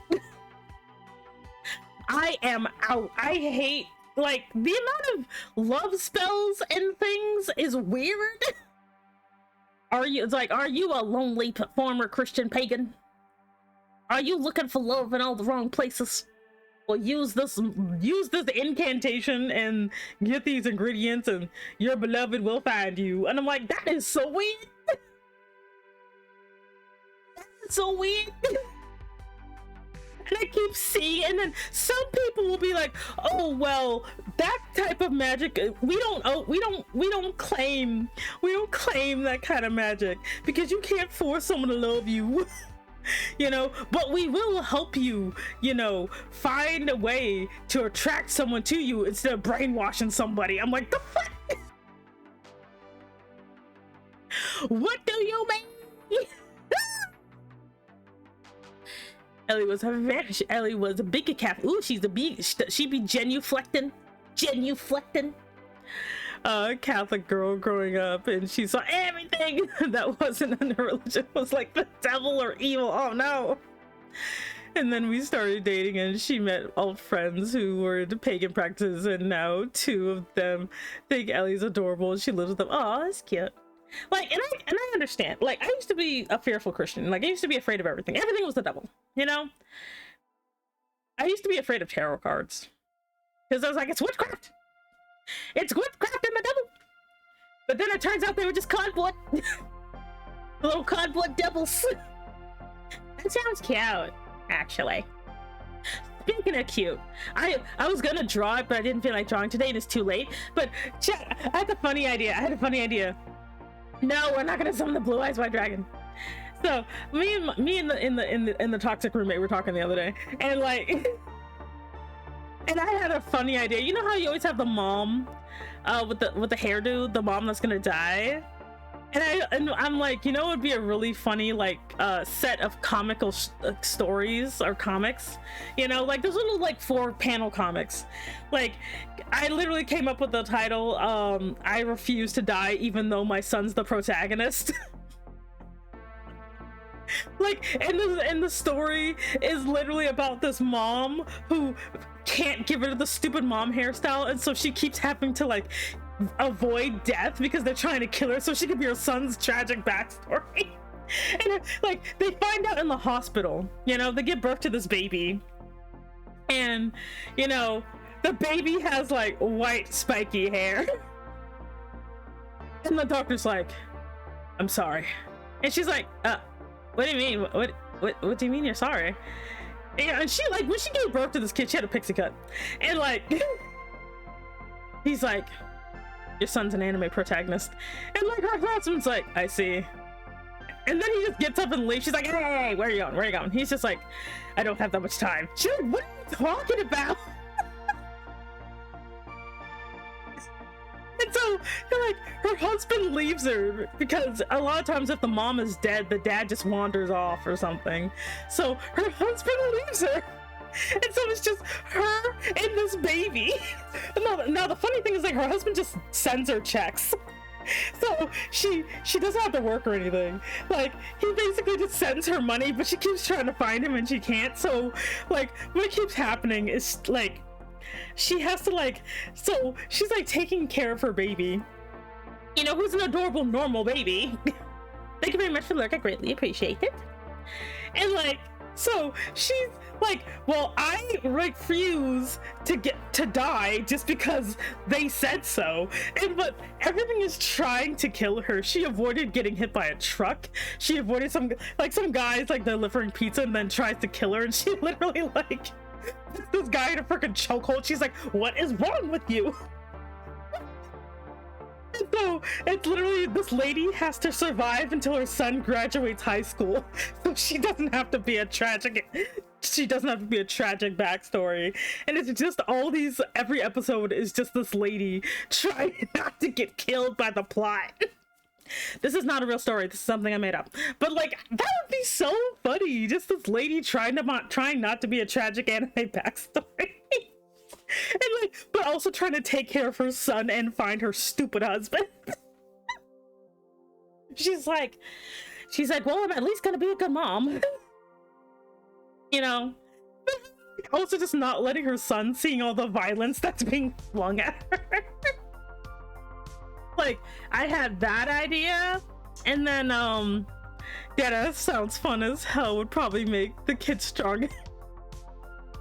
Like, because he's still her son is still an anime protagonist, so he still has like, he probably has at least one BS power, you know? And then like, cause she's trying to handle all this herself, and I think it'd be kind of cool if she's trying to do all this, trying to protect her son, but then he sees, you know, his mom is being attacked by mobsters. Let me read my mind, though. It was something on Netflix. But like, it would be so funny that she's just trying to make sure he has a normal life, you know? And like the worst thing is like, I could just imagine like her husband is like, because usually the husbands tend to be villains, so like, you know, like, or the dads are always villains to challenge the son later, and like just having to deal with the fact that his wife refuses to die. Like we were joking around saying like, you know, a bunch of like mobsters invaded the house, you know, to like kill her, and you just see her outside, she presses a button and then the house explodes. It's just her and the baby with sunglasses. She's like, you're not taking me down. And she's not even a formal assassin or anything, she's just a regular lady. She just learned how to adapt with Google. Get fished, nerd! No! Hey there, small alien. Welcome in, welcome in. How are you? Yeah, because it's like Spy Family, except the lady's just normal. And she just has a protagonist baby that keeps doing miraculous stuff off screen. You know? Like, he solves a mystery or whatever. You know? He gets somebody sent to jail, but they keep trying to kill the mom and she just refuses to die. Like, she runs faster than they thought she would. She's like, I'm not gonna just stand there and let you shoot me. And she's just trying to, and like her fucking husband's like literally just left her. Kid has the power up at Crash Out, but his mom actually teaches him anger management. I mean, everything is fine on the internet these days. She does cardio, she do. And she's like, you know, she makes sure he gets lunch, that he's not mistreated or bullied, you know? Like, she's still trying to find her stupid dead-ass husband. Like, cause he's out there causing problems. But she's like, I refuse. And it's not even, again, the story is just about her, not about her son, you know? But I would love to see, like, after everything, you know, he's finally graduating college, or not, like, graduating high school, and he decides he's gonna protect his mom, you know? Because he's like, you know, growing up, a lot of people kept trying to kill my mom for some reason. It was kind of weird. You know, he gets his own little cute little love interest, you know? And, like, I can imagine, like, by the time this kid's, like, 12, she just gets fed up and divorces the dad. Imagine trying to deal with so many girls wanting to date, like, oh my god, she's like, all these girls want to like date her son, and some of the girls are yandering, trying to kill her. She's like, look here, sweetie, I dealt with worse. Like, she freaking like body slamming a 12-year-old girl. Like, and she's not even creepy towards her son, she just don't want to die. and like her kid's just like, and he's just, and it's since he's been like this his entire life, he's just used to people trying to kill his mom.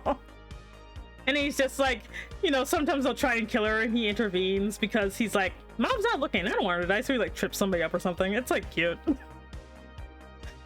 Like, oh, like, if I were to do something like that, I'd have to make it like, I'd have to make it a short story. That's just comical. It's just, this lady gave birth to a protagonist, her husband left her, caused trouble, and she's just trying not to become a tragic backstory, you know? Like, I think that would be very cute, that she just has to adapt to this world she lives in, you know? Because there was that one in, like, the Goofy 100 Boyfriends spoof parody, where it's like, she's like a girl who's always, she's a little too overreactive, and she, you know, she will always confess to a dude she likes, you know, but, and yes, there's 100 girlfriends gender flip because I'm a hypocrite, you know, and, but she's just too forward, you know, she's too forward, you know, she's too forward, and she's too sexy, and so guys keep rejecting her, and she's like, well, shit. She's like, well, I guess I give up on love. You know, like, she's like, she just decides, you know, when she go, because I decided no, because I demand there be spicy times. She, like, at the end of her high school, because no, we're not gonna bitch out here and do this in high school. At the, like, during her graduation from high school, she decides she's never going to confess again. And so she decides she's just gonna be career oriented from now on, that she's never gonna try and date a boy or date anybody, because sadly she is straight. Tragedy, I know.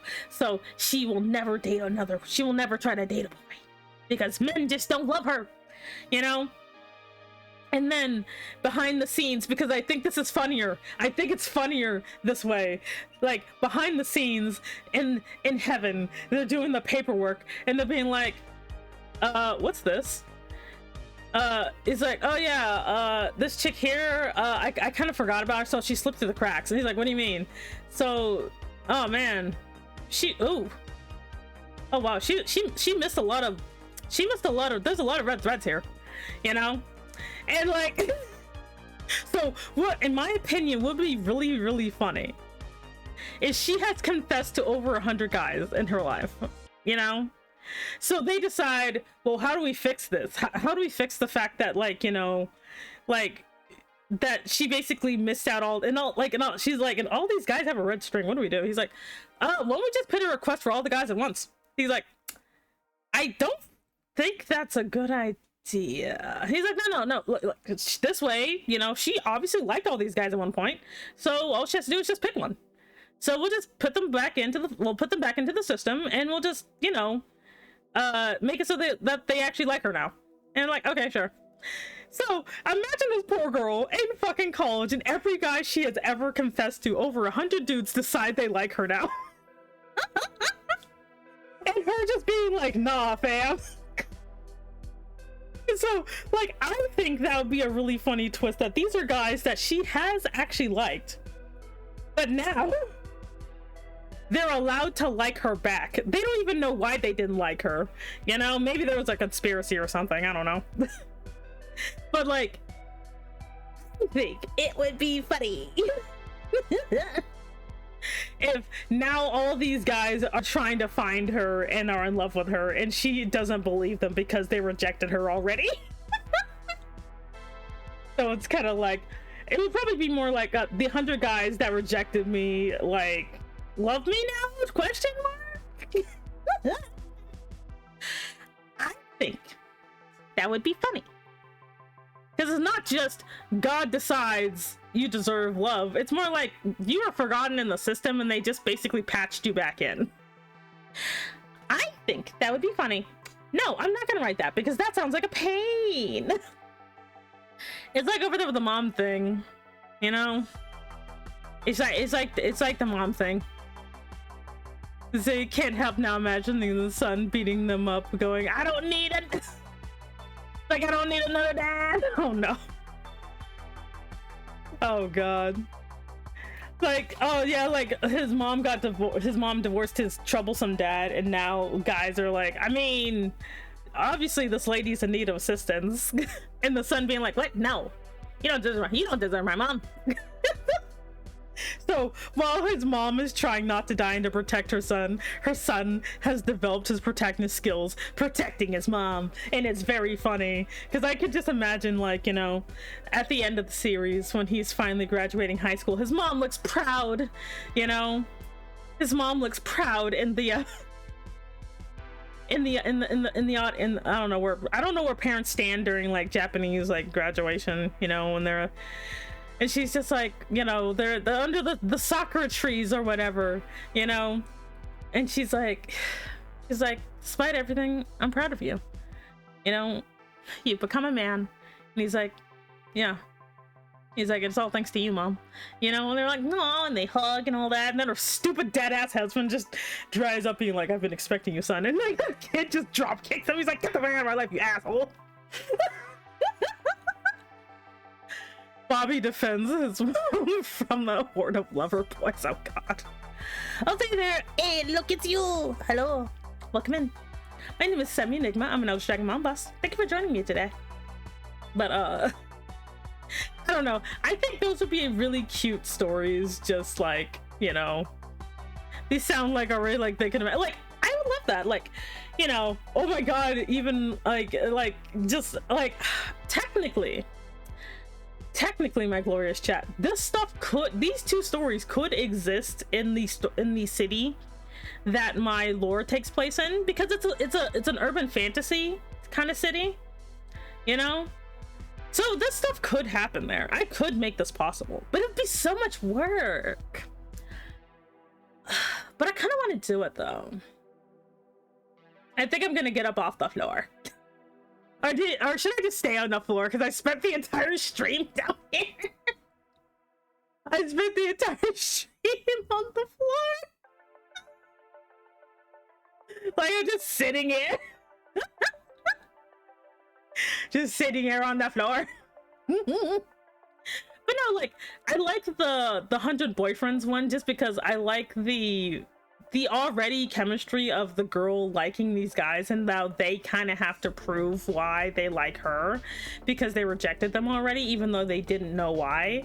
And the mom protecting her son from stupid. Better get working on it, boss.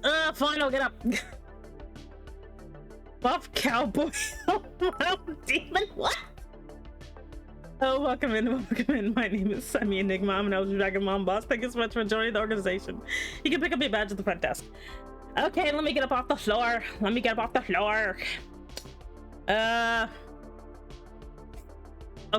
floor. I just realized all the new people who joined me doesn't know what I look like because they just saw me from the chin up. Everybody just saw me from the chin. Don't bug me. It's like everybody just saw me from the chin up. But here I am, no longer on the floor.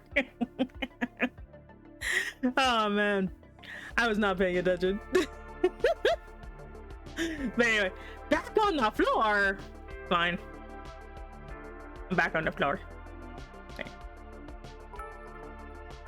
You see, you love me, beautiful. Thank you. Also, thank you, Space Boy CT. Hello, welcome in. You can pick up your badge at the front desk.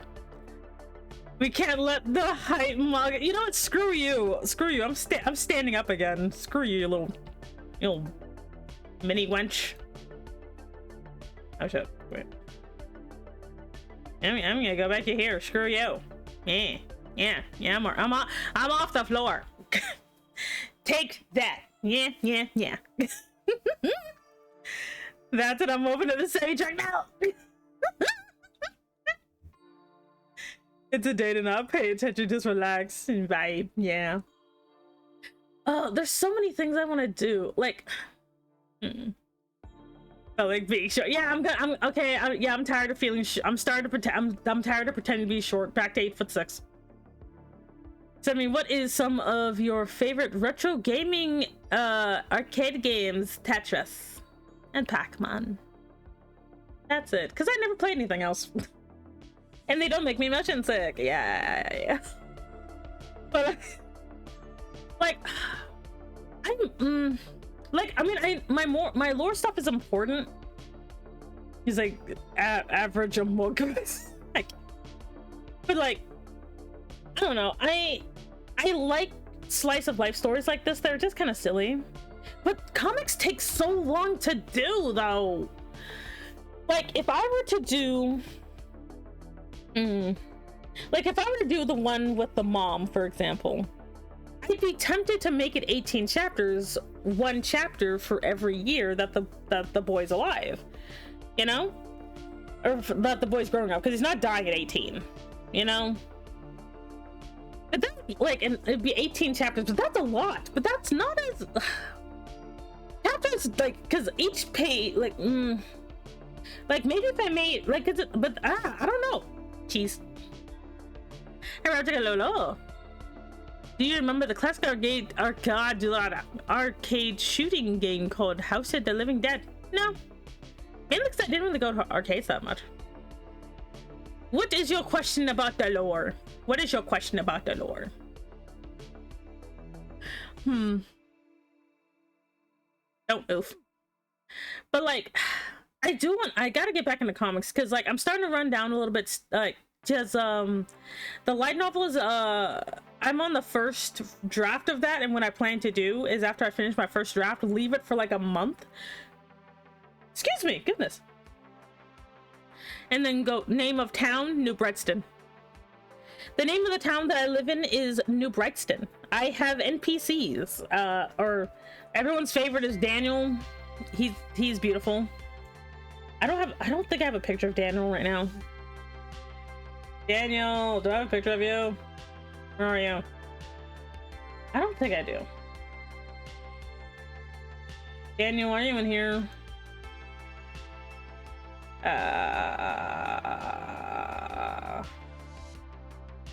Maybe. Whatever. Can you give Jackson his Crocs? No! Jackson is not getting Crocs. We've been over this. Oh, what is this? Ah. Oh, it's Triple's butt. We have Triple ass. I forgot to have that in here. I just have a picture of Triple's butt. That's an old picture of Daniel, though. That is post. Who is this? That is Laura. Damn it! I don't know where I put Daniel at. Ah, fuck. Ah, I lost Daniel. Oh, it'll be fine. The butt flashbang. One of my favorite things about you is you always you're a fellow D&D nerd. Somewhat. I know just enough D&D to be annoying. I don't really like D&D, but it's more like I don't like the concepts that they have sometimes. That's for sure. Yeah, no. Triple's not supposed to know I have that. I also have Triple's IRL butt. Anyway. Don't worry, this is literally one he put on his server, so it's not me specifically having a picture of his bare ass. As funny as that would be. Be like, Triple, for my birthday, you can send me a picture of your butt. Well, they do now. No, it was publicly shared butt photos, so it's not me being weird. So this is a lore drop. How is that a lore drop? I thought you guys knew that already. Am I really gonna fish up a picture of Daniel? Am I really gonna have to go find it? I thought I had one. Is this? Yeah, but that's like an older picture. Let me go see if I can find a picture of Daniel. Daniel, where art thou? Up.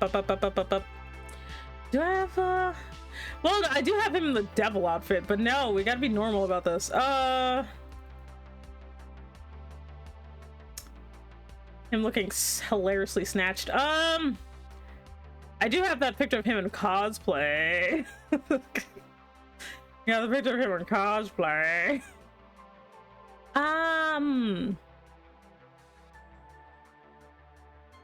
Let's see.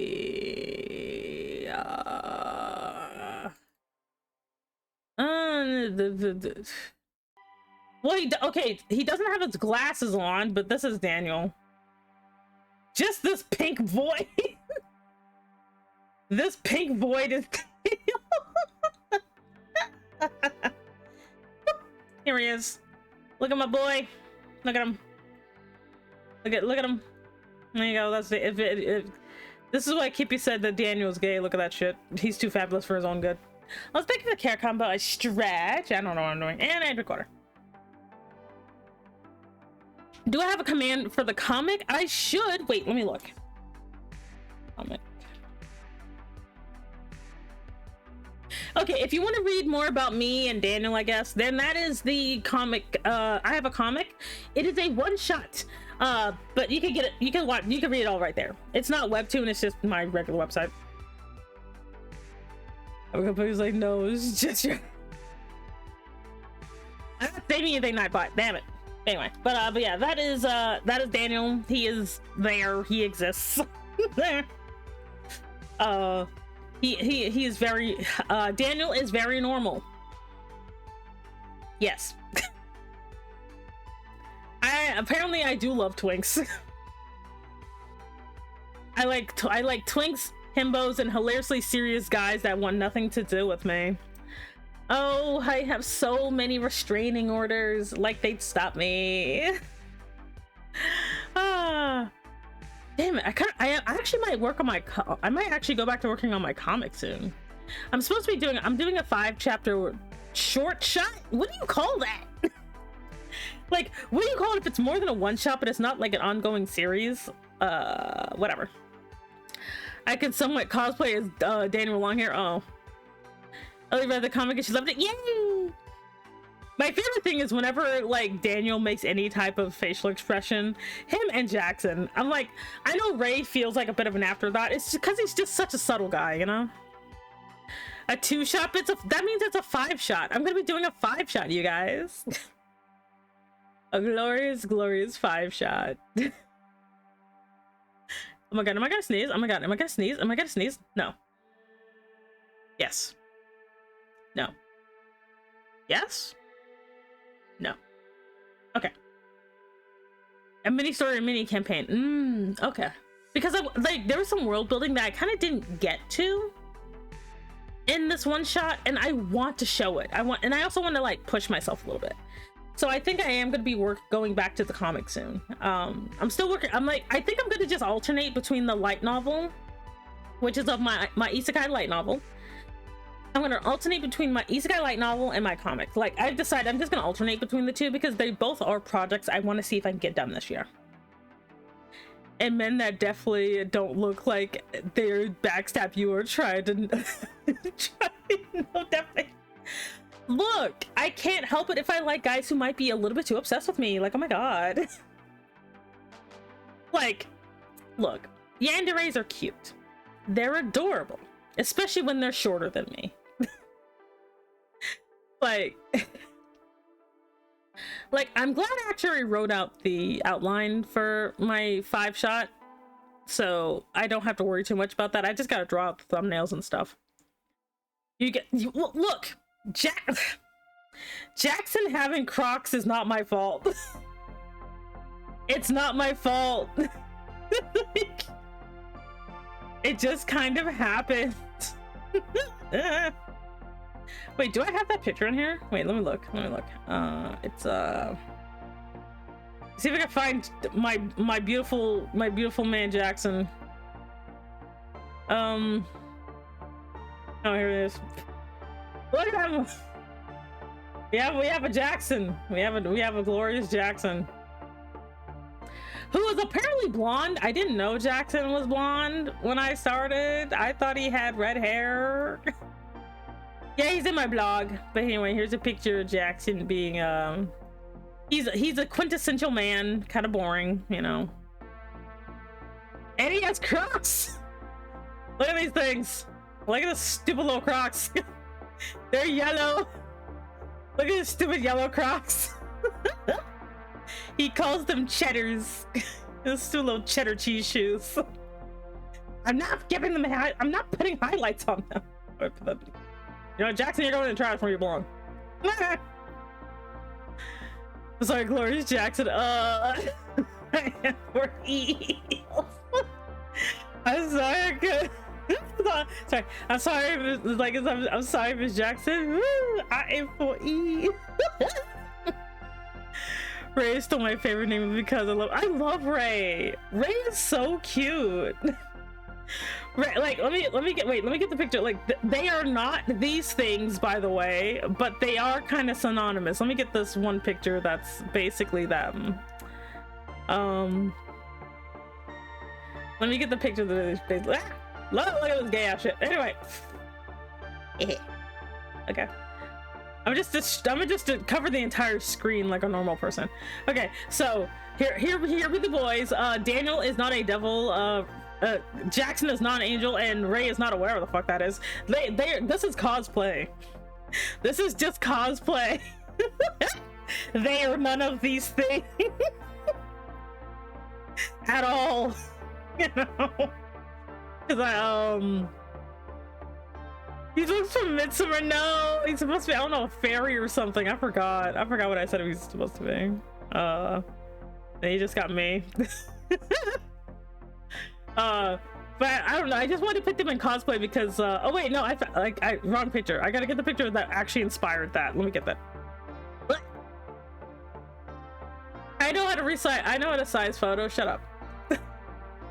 I know how to size photos. Oh wait, what am I doing? I could just do this quicker. There we go. Yep, I don't know what that was. Here we go. But yeah, I had, like, you know, Daniel is the devil on my shoulder, Jackson is the angel on my shoulder, and then Ray's just there.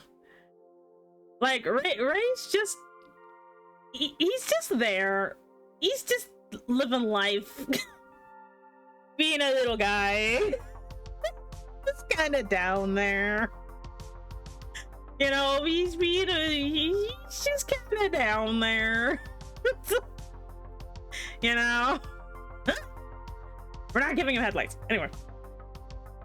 I can see you and Ellie, like, being silly while Ray's just looking at each other like, you two, huh? Oh, they're all twinks. That's not my fault.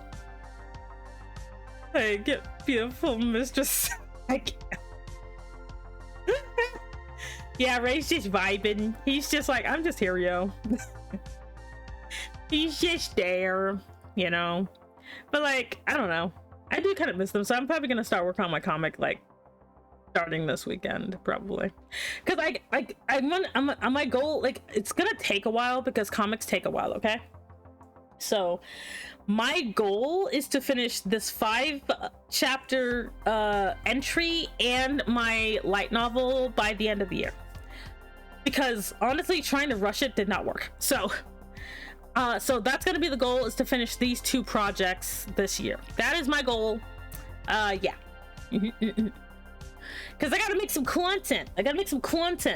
Because my streaming is hilariously subpar. Like, I can't be like these kids out here, man. I can't be like streaming all the time. I got a full-time job. Goals, I gotta do it. Who else is gonna make a comic about me? Nobody. I gotta do it. But yeah, but like, and since these are like my 2 main interests, so but yeah, I'm gonna see if I can finish those. Time to dust off the editing software. Uh oh. Yeah, it's still my headcanon that Ray is immune to Eldritch shenanigans because of Semi, probably. Like, and I'll get to introduce like some more stuff in this 5-chapter thingy. I think it'll be fun. It'll be fun, you know, and it'll be a lot easier to launch off of too. Yeah. Oh, hello, welcome in. I'll do my usual and go to 1:30. So 20 minutes. Yeah. I need to cook food. Anyway. You can't be driven mad because semi-silent is basically as if you do it. Yeah. Like, oh, I love my dudes though. Jackson still be killing me because, like, Jackson is like, he's literally just like, he's like, look, I am a pervert and I am not gonna deny it. Like, he's the one who's like, for his bonus, instead of giving him money, he wanted me to sit on him. And I'm like, I'm pretty sure, like, because I'm like 8'6". I'm a big lady, and he's just like, I'm like, I'm pretty sure that'll kill you. And he's like, worth it. I mean, okay. He's like, yes. Like, Ray's just like, I mean, I would prefer you not die. And like, and then Daniel's like, please kill him. I'm like, Daniel, no. Like, especially because like in the I accidentally unearthed that, you know, Daniel and Jackson have history. They have history. Ooh. Then again, I want to talk because if you remember my OC, I'm also a twink, and someone straight up compared me to Sanji, and now I guess I just really like twinks. But like, well, yeah, like, I mean, have you seen the day that yeah, I remember that. I mean, if Ellie was my boss, I would ask for the same. No, you guys are supposed to accept money. I almost looked up twink. But like, Ray's actually just like the closest this series gets to a straight man, and by straight man I mean just the normal guy. Everyone's a little bit kooky.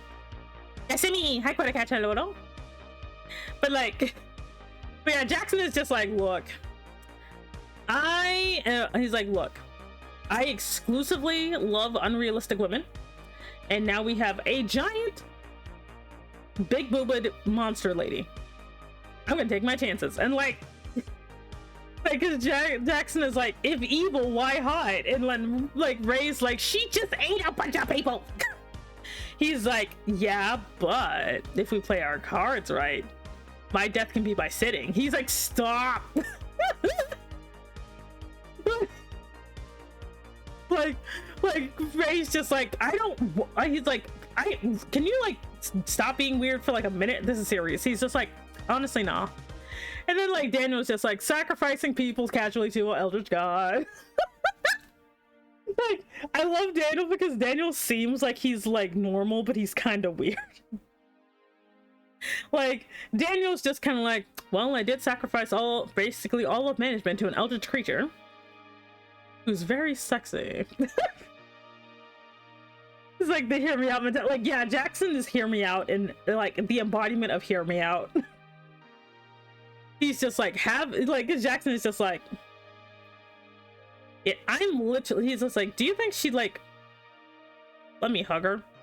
Is that if I did, my face is right where those boobs meet. And he's just like, Ray's just like, we're gonna die. Jackson was a true man's death, and now my friggin' ass is completely oblivious, being like, I mean, well, I don't want to kill you or anything, but if this one you want, I guess. She has so many red flags. He's like, bitch, I'm colorblind, you can't stop me. Like, I guess, like, because normally, like, because the thing is, a lot of people can't really pull off pervert characters in a way that I like, you know, because they're very weird, you know. Like, the thing is, I do like perverted characters, but I don't like when they're basically just trying to actively assault everyone that they come across. Jackson is literally like him just acknowledging that he'll acknowledge everyone's sexy, because he's just kind of like, look, if Ray wasn't blatantly like arrow ace to the max, I would totally fuck him. And then like Ray's like, what? He's just like, don't worry about it. Like, Jackson is 100%. He's like, no. He's like, I am surrounded by some very attractive people. Like, and also like Jackson is also the only man in HR.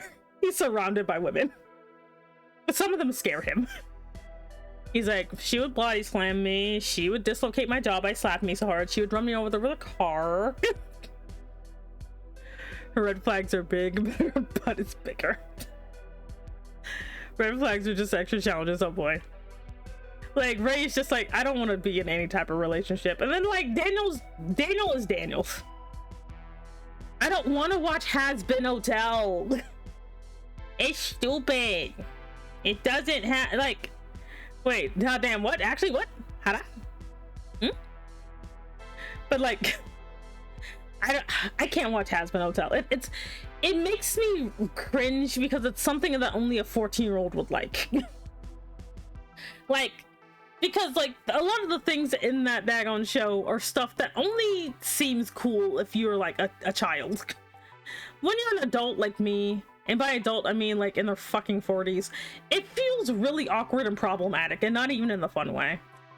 Like, don't get me wrong, the closest to a character I would probably like, from what I can tell, is like Alistair, Adam, and I don't know, that giant yellow bird thing.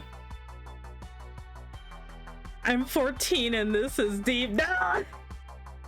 He is a pervert, but a calculated pervert with some self-preservation. Oh yeah, yeah, like Jackson is very much like, he doesn't go after just any woman because some women scare him, but it's more like for him, he's like, no, he's like, he likes to play like dating sims, you know?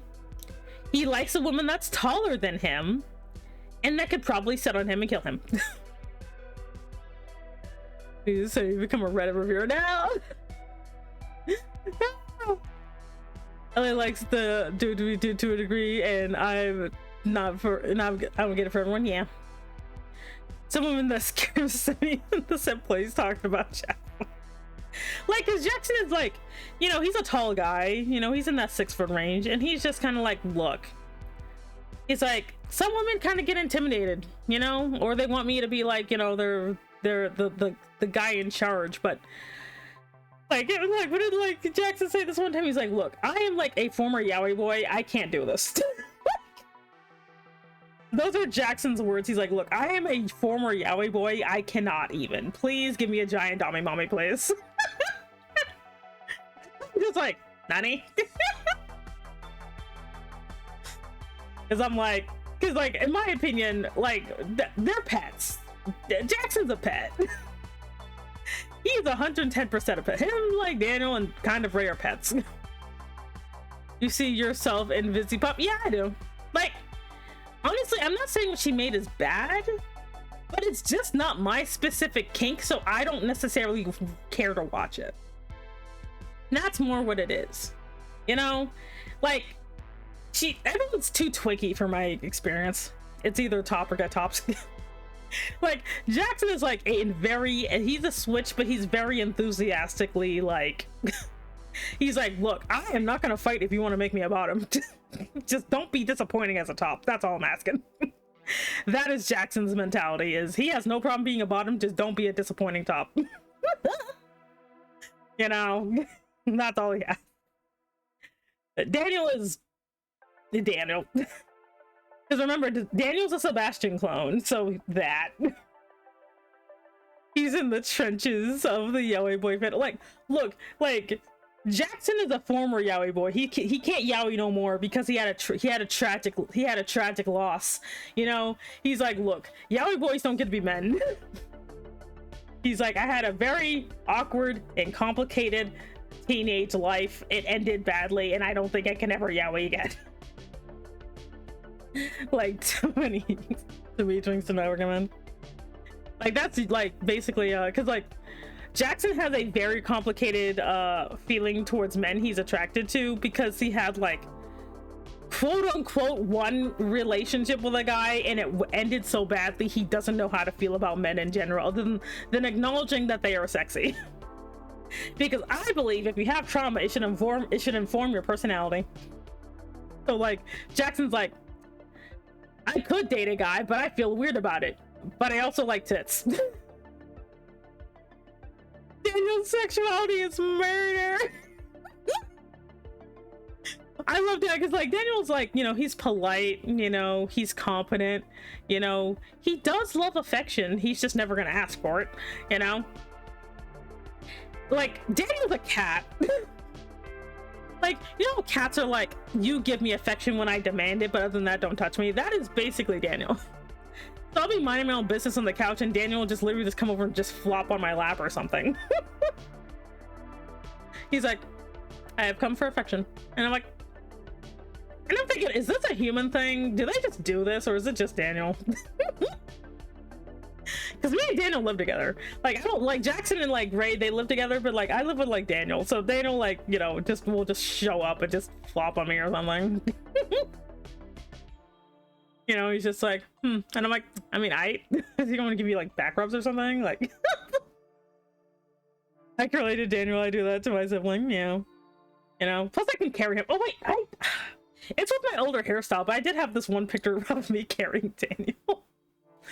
Let me see if I can find it. Like me and like the pictures of me and Daniel are very stupid. Let's see if I can find like one that was like really funny. I found the one of me. I found this one of me and Jackson.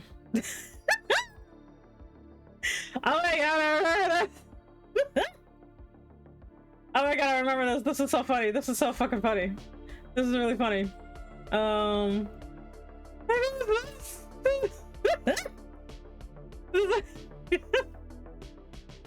Yeah, this is like me and Jackson. So there's that one. I gotta make that outfit for my model. Let's see, where's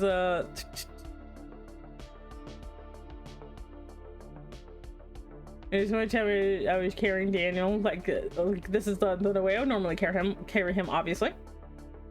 Like that. So sassy. Look at this man. Let's see here. Actually, we got showed Alistair's team uniform and Loki. He looks like Daniel. Oh shit. I saw the was like, it should have been me, not it. But look at this man. He is absolutely fine with being carried this way. Like he is 110% fine. He does not care. I'm a fan of taller women too. Yeah, so that's there was that. Let's see. I don't think I have any other ones of me with anybody else right now. Well, there is this one time I destroyed like Ray's neck. Like there was the one time I destroyed Ray's neck. Here you go. The guy, yes, like luckily his neck did recover, but it took a while. Just that. Hello, Sammy Tentacles. Hello, welcome in. My name is Sammy Enigma. I'm an Elder Dragon Mom Boss. Thank you so much for joining us today. How are you? Yeah, there's this one time I almost destroyed his neck. Yeah, so don't worry, Ray gets love too. You know, I think I had the same face when with Ellie when she with me after Ling was even my laugh. Aw, cute. The fuck you mean? The fuck I mean for what? The opposite when you pick up a cat, like not a dog, because sometimes they panic. Yeah. From the slime pit. Ah, I see. Oh, welcome in. But yeah, like Daniel's very much, he doesn't like anybody touching him, but he's fine with me doing it. So he's just kind of like, so if I just throw him over my shoulder, he is completely fine with it. Jackson would also be fine with it, but I keep forgetting to.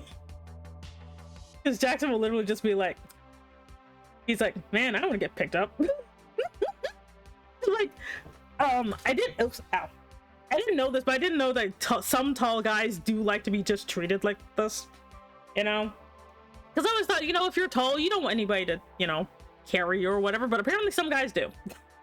So, you know, so they're like that. Like, Jackson is like, I am 110% fine with the princess carry, please. Also, thank you for joining the organization. You can pick up a badge at the front desk.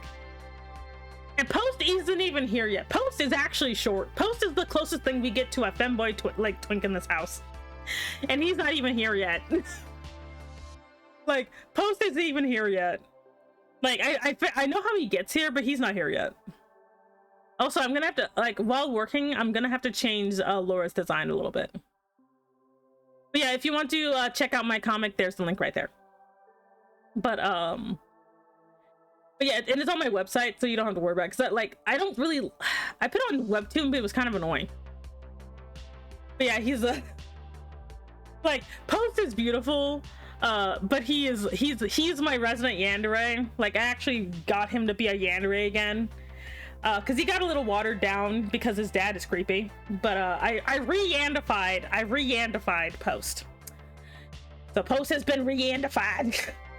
I think the only latest picture I have of him is when we were both wearing alternative makeup. I think. Where is that boy? Like, post-it notes, where are you?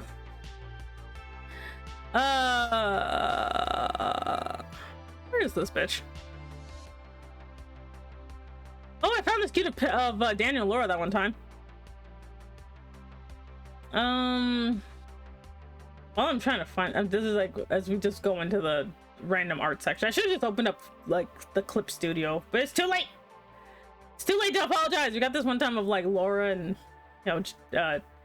like, okay, so Daniel would never actually wear this. We made him do it, but because he hates anything that feels like jeans. He hates jeans, you know. You have big wings in a comic? Yeah, I do. I'll say there, hardcore. How you doing? I remember you do the sketch of me through my shelter. We have Laura. Laura's the resident adorable. Let's see here. We dressed them up. Where's that picture of I know I have a picture of me and Post in here somewhere. Boy, where are you? Where are you? Posted notes.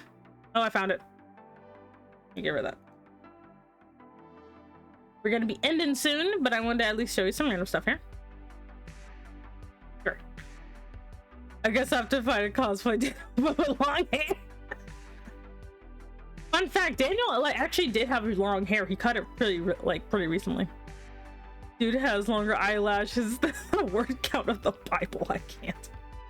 But yeah, I found the one with me in Post. Here you go. I gotta resize everything. God damn it.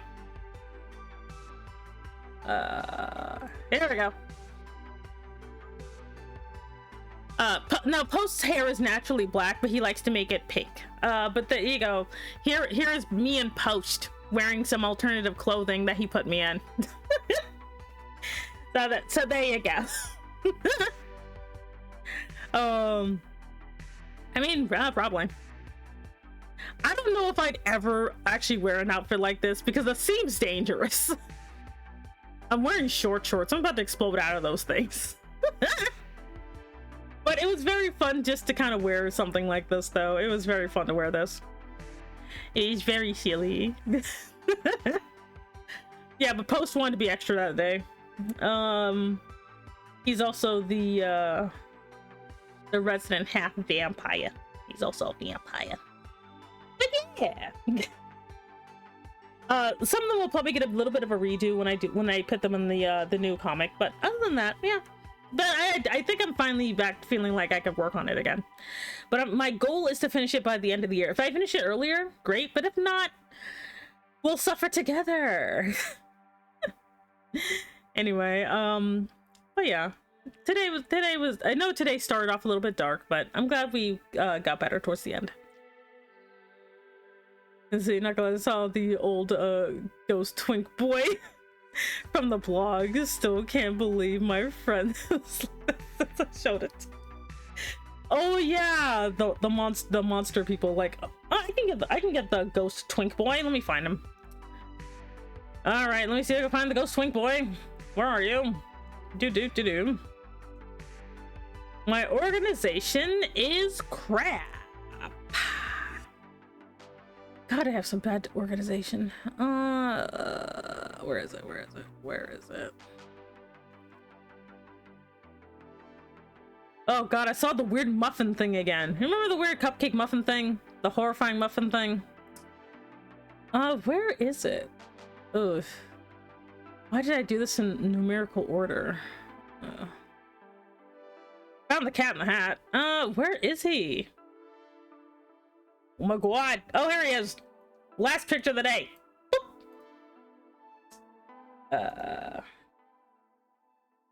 Definite eclipse. Oh, jeez.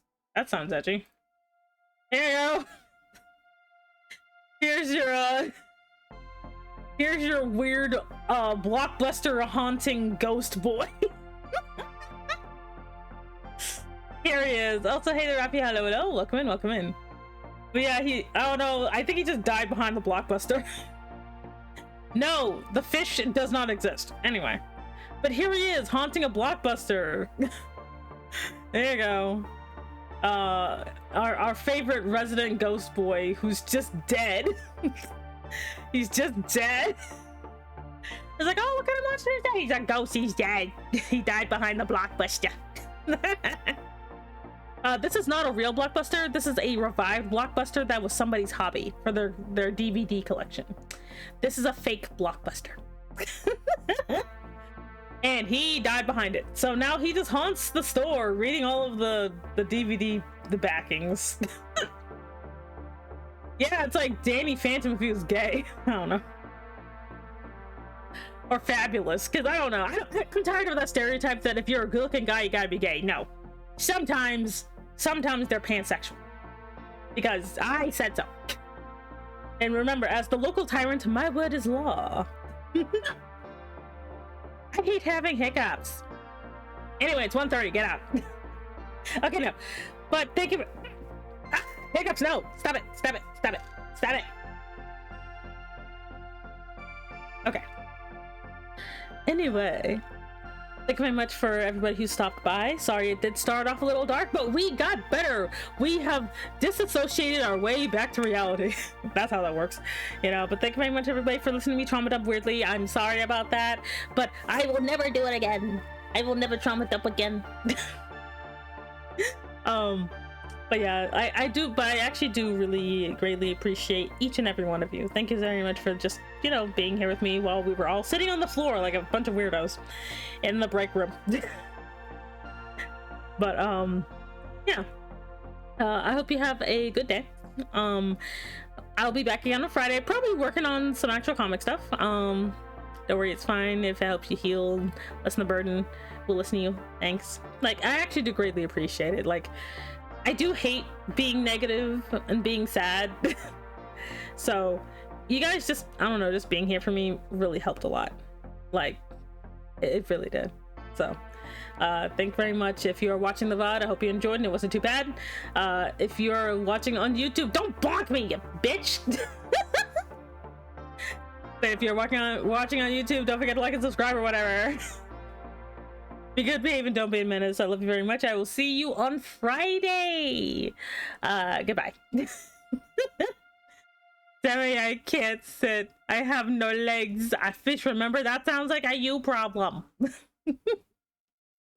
Yeah, we're only human, but thank you very much, everybody. Have a great day, okay? All right, bye-bye. I love you. Bye-bye.